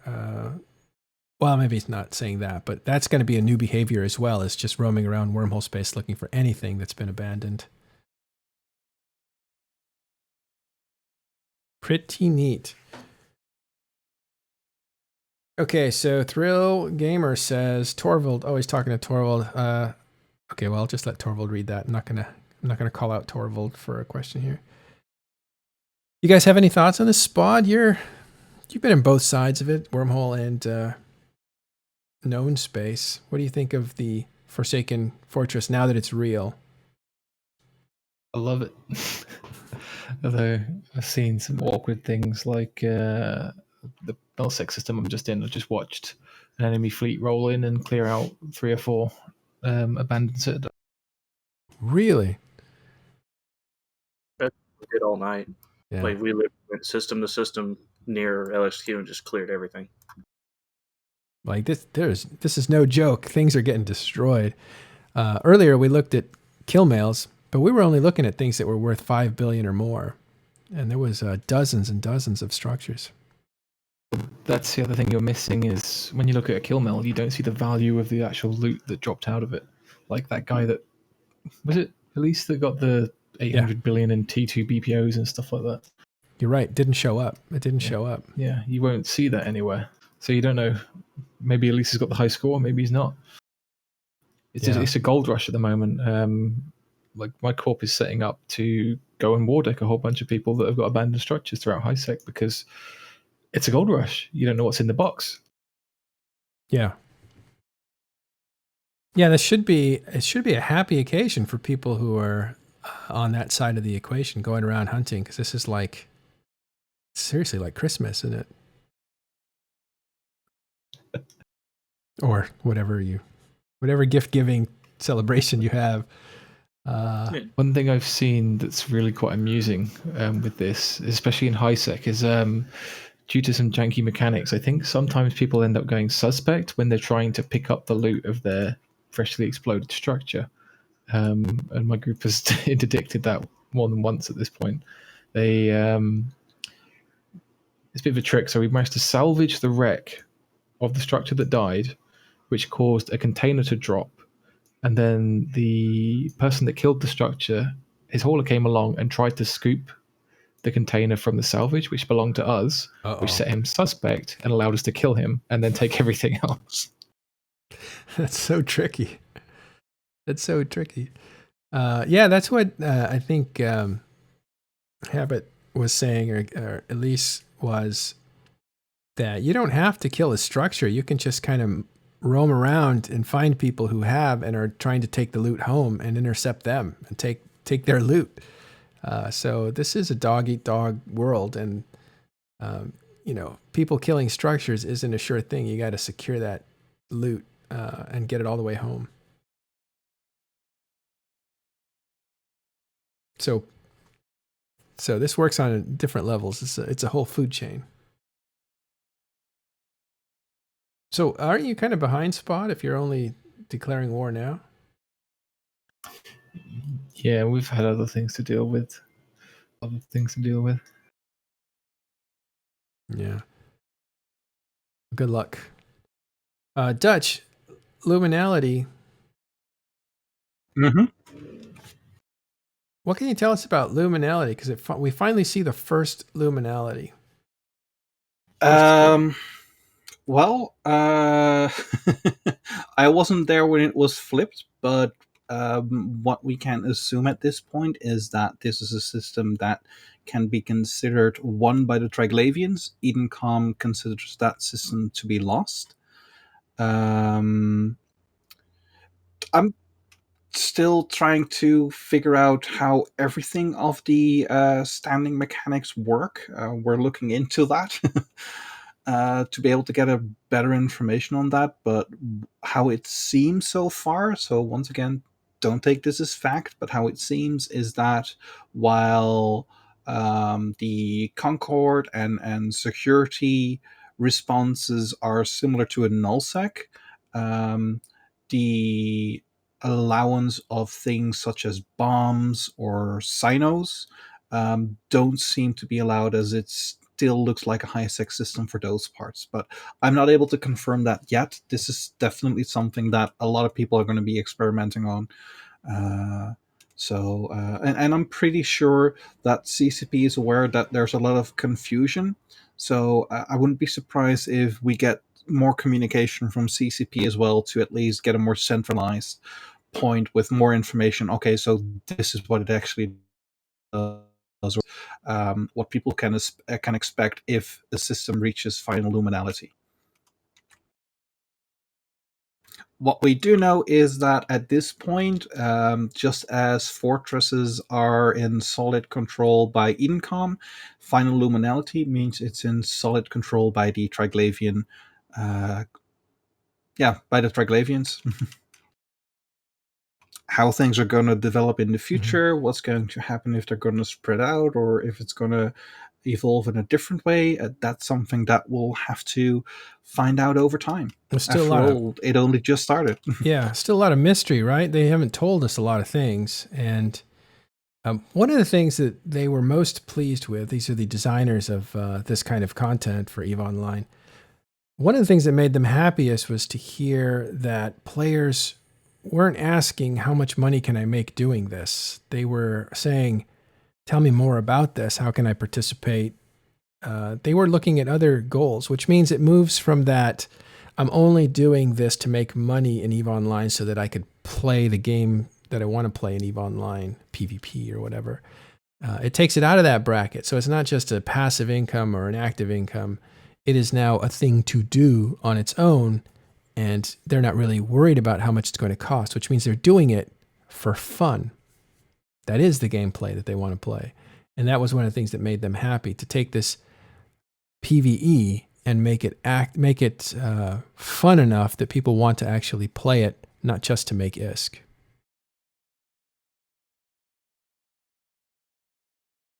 Yeah, especially considering how fresh it is and how much of an absolute feeding frenzy. Running this content for the ISK at this time is definitely not a good idea, because don't expect to be making that much ISK unless you get situations such as in Rarevos, where you just follow all the fights, and if you look at it like that, it's an absolute loot and salvage bonanza and heaven. Just make sure that you're able to get everything out in time. What's the so it's dropped to final luminality. What color is the sun now? Is it the deep purple? I have not been able to check up on it yet. Yeah. I looked at it last night before downtime, and it was essentially the color you see on screen now. It was a purple with red spots coming through here and there, which is really fascinating. I mean, the suns now are considerable pieces of art. Compared to what they were before, it's a different world. I think both great design from the art team, but also technology's changed and made it possible to do incredible artwork, and maybe even less resource intensive. So some of the stuff that we used to just kind of say, well, imagine that's a sun, it looks kind of tiny, but just imagine there's a sun there, is a lot less. There's a lot less of that. And now there's stuff that is, if you fly near the sun feels pretty big. And to see it change colors and to have all the effects that it does around it, there's something very, very immersive about that.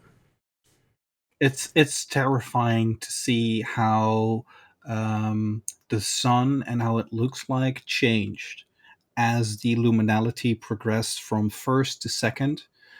So I'm really curious to see what it looks like in third luminality. I'm definitely going to try and sneak in later this day to have a look. Yeah.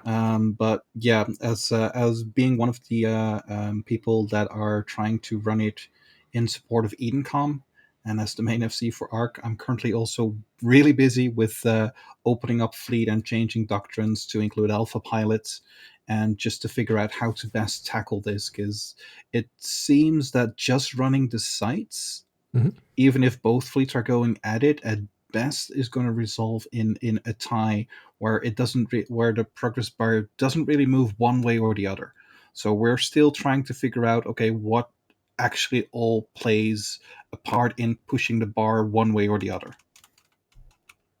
Yeah, how is it breaking down between people fighting for Triglavians and people fighting for EdenCom? Is it 50-50, or who's got the majority of player fighters? Hard to say. What you do see is, as soon as one system pushes in one way, you tend to see forces from that side to really pour in and focus on that. And then as soon as that dropped into low sec, it just became Mad Max free for all, where it just had massive roaming fleets killing everything that moves. So that makes it a little bit hard to get an accurate guess on how it works. But the consensus at this point is, if nothing is happening, the overall progress will be in favor of the Triglavians. if both Triglavian supporters and Edencom supporters are both running sites at the same rate, it seems that the effect will slip in favor of the Triglavians. But this is a guess from myself at this time. I think that as soon as a system is pushed in favor of either the Triglavians or Edencom, the NPC roaming fleet fights will end in favor of the winning side. So that will slowly start pushing it up into that direction as well. But it really comes down to how people are able to get in. And what people are going after. Like if it's something that they really want to go for, you'll see everybody trying to get in there, especially to push it in favor of the Triglavians, because everybody wants to see, okay, so what happens if a system is actually flipped from the Empires and Edencom to the Triglavians. And that happened now with Rarevos, so we'll just have to wait and see how things develop in Rarevos and with other systems. But I would say overall, I think the majority of the players want to support the Triglavians. But maybe 60-40 or 70-30 in favor of the Triglavians, but that's an absolute guess. Yeah. Well, Kirshner says here, well, one system went to final Liminality and 9 are Edencom fortresses, so that should tell you. So he's saying there are probably more Edencom player fighters than there are Trigs. Here's a question from Tiger, who says, Dutch, why do some systems fail to progress for both sides?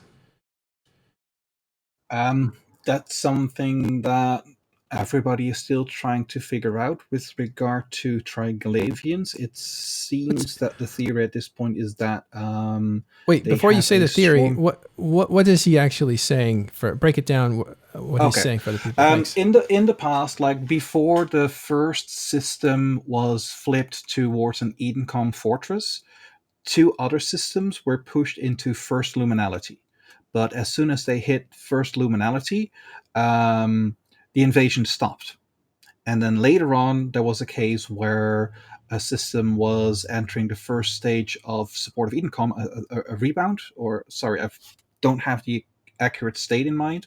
But then there was, then it also despawned. So it seems that there is something that determines whether or not a system is a system that Edencom or the Triglavians consider worth further pushing. So not all the invaded systems will go all the way either in support of an Edencom fortress or in final Liminality in support of the Triglavians. Okay, I hope that answered it. Let's see. Mockler here says, I have a feeling that once invasions move toward high security systems, the nullsec factions will start chiming in favor of Triglavians. We do know that nullsec has taken fleets to Rarevos to see what's going on in that system, to see if they can participate, and apparently they had a lot of fun. So, at this point, I have to say congratulations to the CCP and the designers that put this together. I think it's Sledgehammer and Coyote, CCP Sledgehammer, CCP Coyote. Both those guys are really hyped about this. You could tell there's a lot of enthusiasm from them for the stuff that's in the game, and they're having a great time watching how players are reacting to the material. So congratulations on creating something that has interested a lot of players, even some nullsec players, because they report having a good time going to these things. I think EVE's becoming a very interesting place. But yeah, with regard, because I'm watching the comments on the stream. One system is in final Liminality, 9 are Edencom fortresses. That's probably part because of how it works, where if nothing happens, Edencom seems to be in the upper hand. But if players get involved, the ones that are fighting in support of the Triglavians have a bigger effect on how the progress bar shifts compared to those supporting Incom.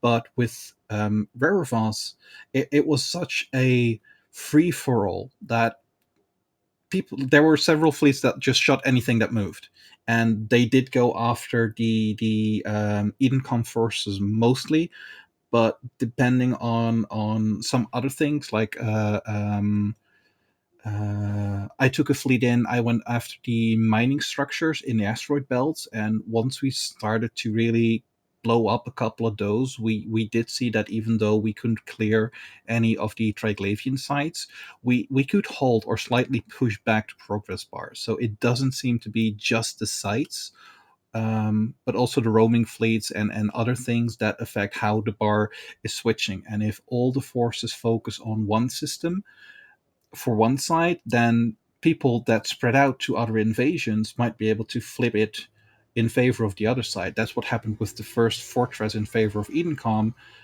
because at the same time, 2 other invasions were flipped in favor of the Triglavians. Now, unfortunately for those stopped after first Liminality. But I would say if people go, either they spread out and focus on the ones that the other side isn't supporting, or if they really go all in and try to push one specific system to the other side as quickly as possible, both are valid tactics. But it just comes down to what tactic do you want to apply. Like, put all your eggs in one basket and push for one invasion system to go one side, or do you want to spread out and face an ongoing tug of war? Yeah. Wow. Teddy, are you back? Nope, he's still gone. All right. Thanks, Dutch. Anything you wanted to talk about while you were here? No, I just want to say congratulations to the people that managed to push Rerevas into final Liminality. Yeah. And I'll plug this for you, but you're running for CSM. CSM elections are happening right now. Do you have any kind of a feel for how your prospects are shaping up? That's really hard to say, because I've got people like, yeah, you got my vote, and people say like, yeah, you got my vote.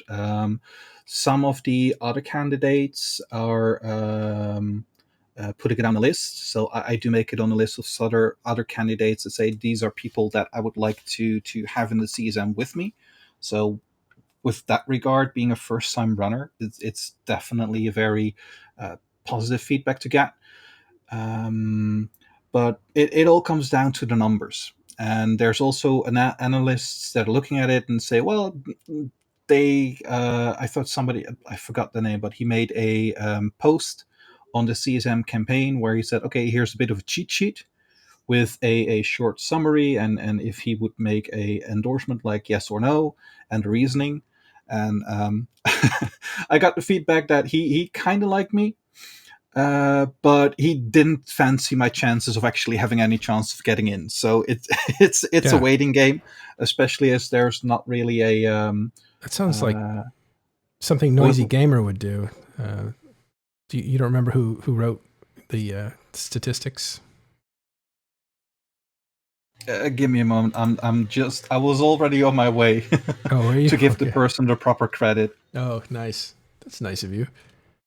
But what he's looking up is, there are people that are just, I mean, this is EVE Online. You're going to get some really big brain people can actually calculate and model what people's chances are of winning. And they do that based on previous votes for blocks, like how many votes Test was able to turn out. And of those votes, how many went to the first person on their ballot, and how many fell to the second person on their ballot, and how many fell to the third. And you take that information and you model it to today.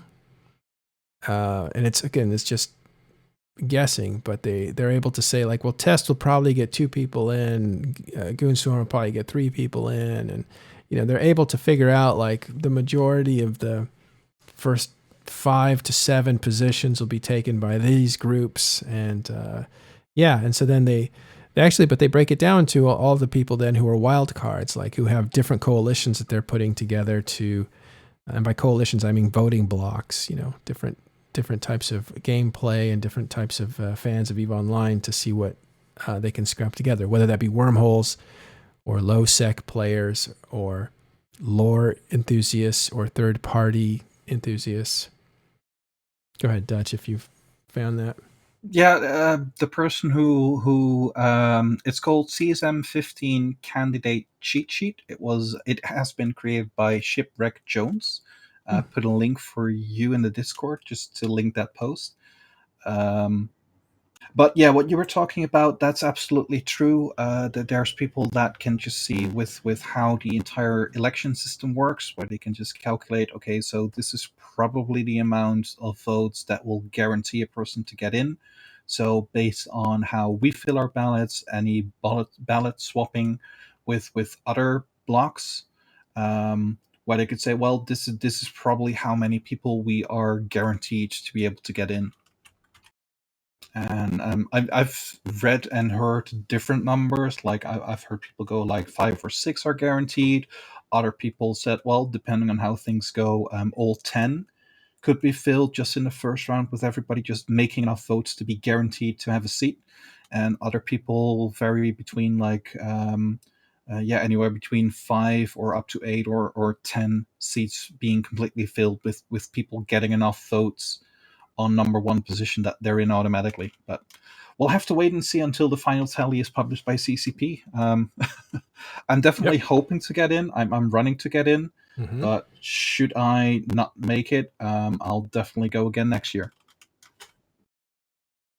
All right, good. Well, the voting's still open. It's open, I believe, for another few days. I think it ends on Sunday, if I'm not mistaken. But don't quote me on that. Vote as soon as you get this information.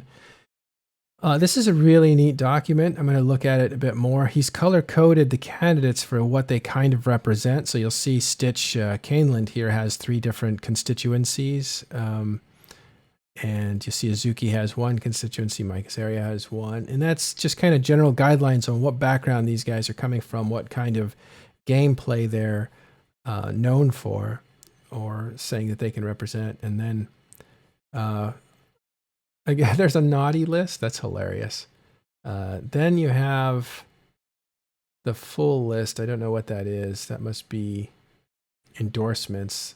Oh, I see. It's endorsement. What's that? The ad. Yeah, so there's not endorsements, but basically people's endorsements from this guy, right? That's his endorsement. Mm-hmm. Yep. Okay, so you got his endorsement, Dutch. And then he describes this is really good. He describes your area of expertise, and then he puts some notes down. So this is, what's his name again? Shipwreck Jones. Shipwreck Jones put together this cheat sheet, and it's his endorsements and why. And he looks like he put a lot of work into this, so good for him. Published January 1st. For people that are wondering, I just looked back. The voting goes from the 1st to the 8th of June. So if you want to make sure, just make sure you vote on Sunday, because Monday is the 8th, though I'm not sure if you can still vote on Monday or if Monday is like that's the final day on which you can no longer vote. But the final outcome will be revealed on the 12th of June, where CCP will announce who the CSM 15 candidates are, or at least who made CSM 15. Yeah. Well, okay, so that's the CSM, the cheat sheet. Check it out. We posted it for you, and we'll put it in the show notes for this video as well on YouTube. So, cool. But right, there's candidates like, I know that former candidates and people that are running also got their own recommendation on their own websites. But this one is found on the forums of EVE Online on the CSM campaign section. Yeah. I wouldn't call it an endorsement. I don't know if that's the right way to put it, but I did actually say, yes, I'm going to call out a couple names that I think people should vote for. So I guess that's an endorsement. But I didn't do everybody. There's like 8 people or so from Talking in Stations running, and I want all of them to have success with CSM. But there are a couple people that I thought people should look at because they're on the border of making it. They may or may not make it. And I wanted to throw some support their way because they have enough to really, really contend. And that was Izuki, who I think just deserves to be on CSM based on his previous CSM experience. In the first year, he made a name for himself for presenting something that blew away CCP. He did a presentation on wormholes. He broke it down in ways that they had never considered. He blew away the other CSM. He blew away CCP with his knowledge. I mean, this guy should really just be a dev. Just be done with it. Be a dev. And but if we can't have him as dev, you definitely want him at the table for CSM. He was just incredibly knowledgeable. But more than that, because it's not just knowledge, he demonstrated to me that he was willing to sacrifice. I mean, he was really willing to sacrifice some of the secrets of wormhole space so that CCP could improve that area. And to me, that was the most clear example of any player saying, sure, I can represent other groups and I can work against my own interests. I kind of have seen it, but I've kind of seen like, you can also reinterpret everything in your own interests and think you're doing it for everybody, but you're still doing it for yourself. In other words, you can self-dilute. But Izuki, I think, just completely broke out of that mold and showed us that his presentation was like, is that presentation public? I don't think it was. I think it was given out, at least the slideshow portion of it was, but the actual voice wasn't. There are two presentations that we should record on Talking in Stations, and that is one of them. And the other one is Elise Randolph talking about the evolution of doctrines in EVE Online from 2005 to now and what ships were popular and when. That was an amazing presentation by Elise. Those two presentations, we should record those and make sure that those have a lasting place in EVE Online's library. So that's one. So Izuki for CSM for me is like a no-brainer. And I'm just surprised he has to actually work hard at getting back on. I would think that he would just based on his record just deserve it. But the other person is somebody I've liked for a long time. Not necessarily good friends with him, but I'm super impressed by him. And that was Kenneth Feld from Pandemic Legion. I know it's PL and people are loath to deal with blocks or whatever. I like Villy too, by the way. He's a block candidate. I would like to see him there again, and Gobbins too. But Kenneth Feld to me is not your typical block candidate. He doesn't even register to me as a block candidate or a partisan in any way, and that doesn't even matter. I'm always looking at how smart are these people? How knowledgeable are they in the real mechanics, not the theoretical mechanics, but when the thing actually happens, where the rubber hits the road, how familiar are they with that? And, that's why I endorsed Suetonia at one time, because he's in there every day playing the mechanics, using the mechanics. And Kenneth Feld, to me, is an industrialist that kind of works in the same way. You can say anything you want about how industry should work and what things should do, but he's the one that's in there doing things at a massive scale, doing things at a small scale, and understands the mechanics and a lot of third-party tools that go way beyond what people are able to normally do.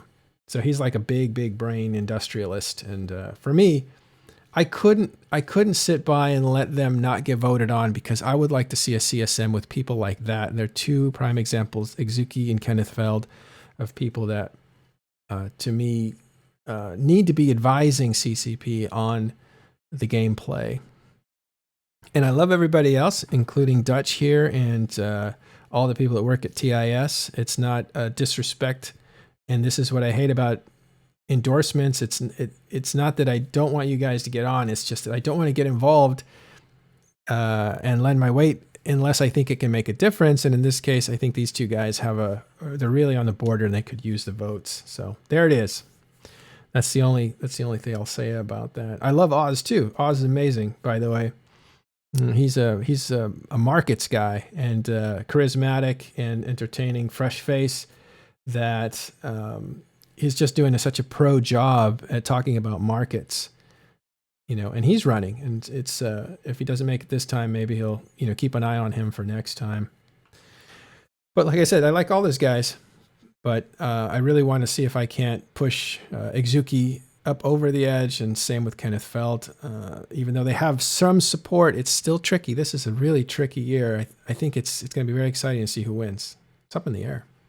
All I can say is that, like with every CSM, look at the candidates. The cheat sheet is definitely helpful. Try to fill in the vote form, because you got a ballot. You can fill in 10 positions. You just drag the person, you move them to a slot, and then whether you run just 1 or 10, I recommend put as many as you would like to see in the CSM. Submit the vote. Don't reach out to CSM members trying to sell your vote. I've got contacted by several people with that offer. That's not how I run it, and I think that goes for virtually all the CSM candidates. But every vote matters. We've seen in the past where people getting on the CSM or just falling short really came down to just a few votes. So this is probably the best year to make your voice be heard the most.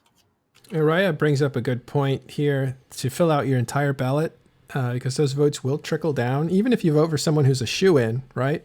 They may not need your vote, so your vote goes to the next person on the list. That's the way the voting works. So don't just fill out 2 or 3 people.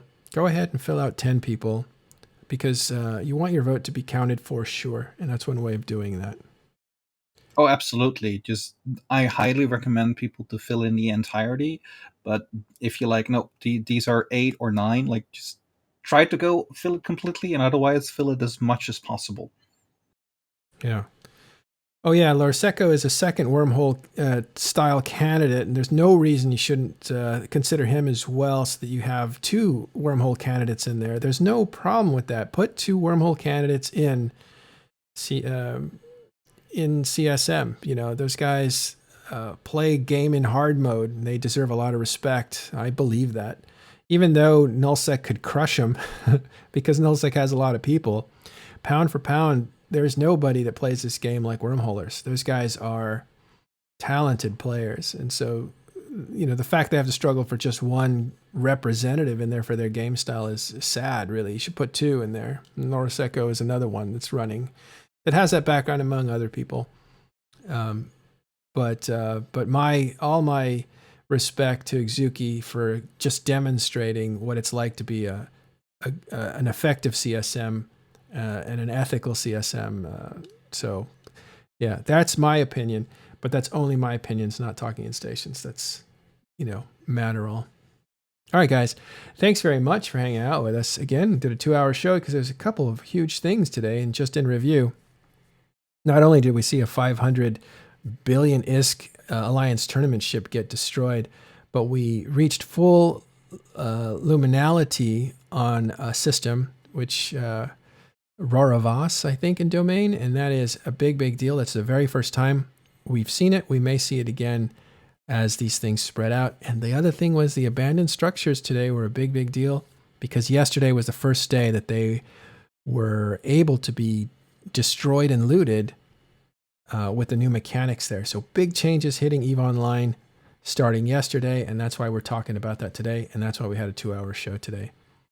For now, join Bjorn B, who's always having a good time. He's probably running around doing some fleets or visiting Roravas itself. Okay, Liminality, not Luminality. Sorry. I'll fix that as I get more familiar. I'm going to call it Stage 3. Forget it. Just Stage 3. How's that? All right, guys. Have a great day. We'll see you tomorrow.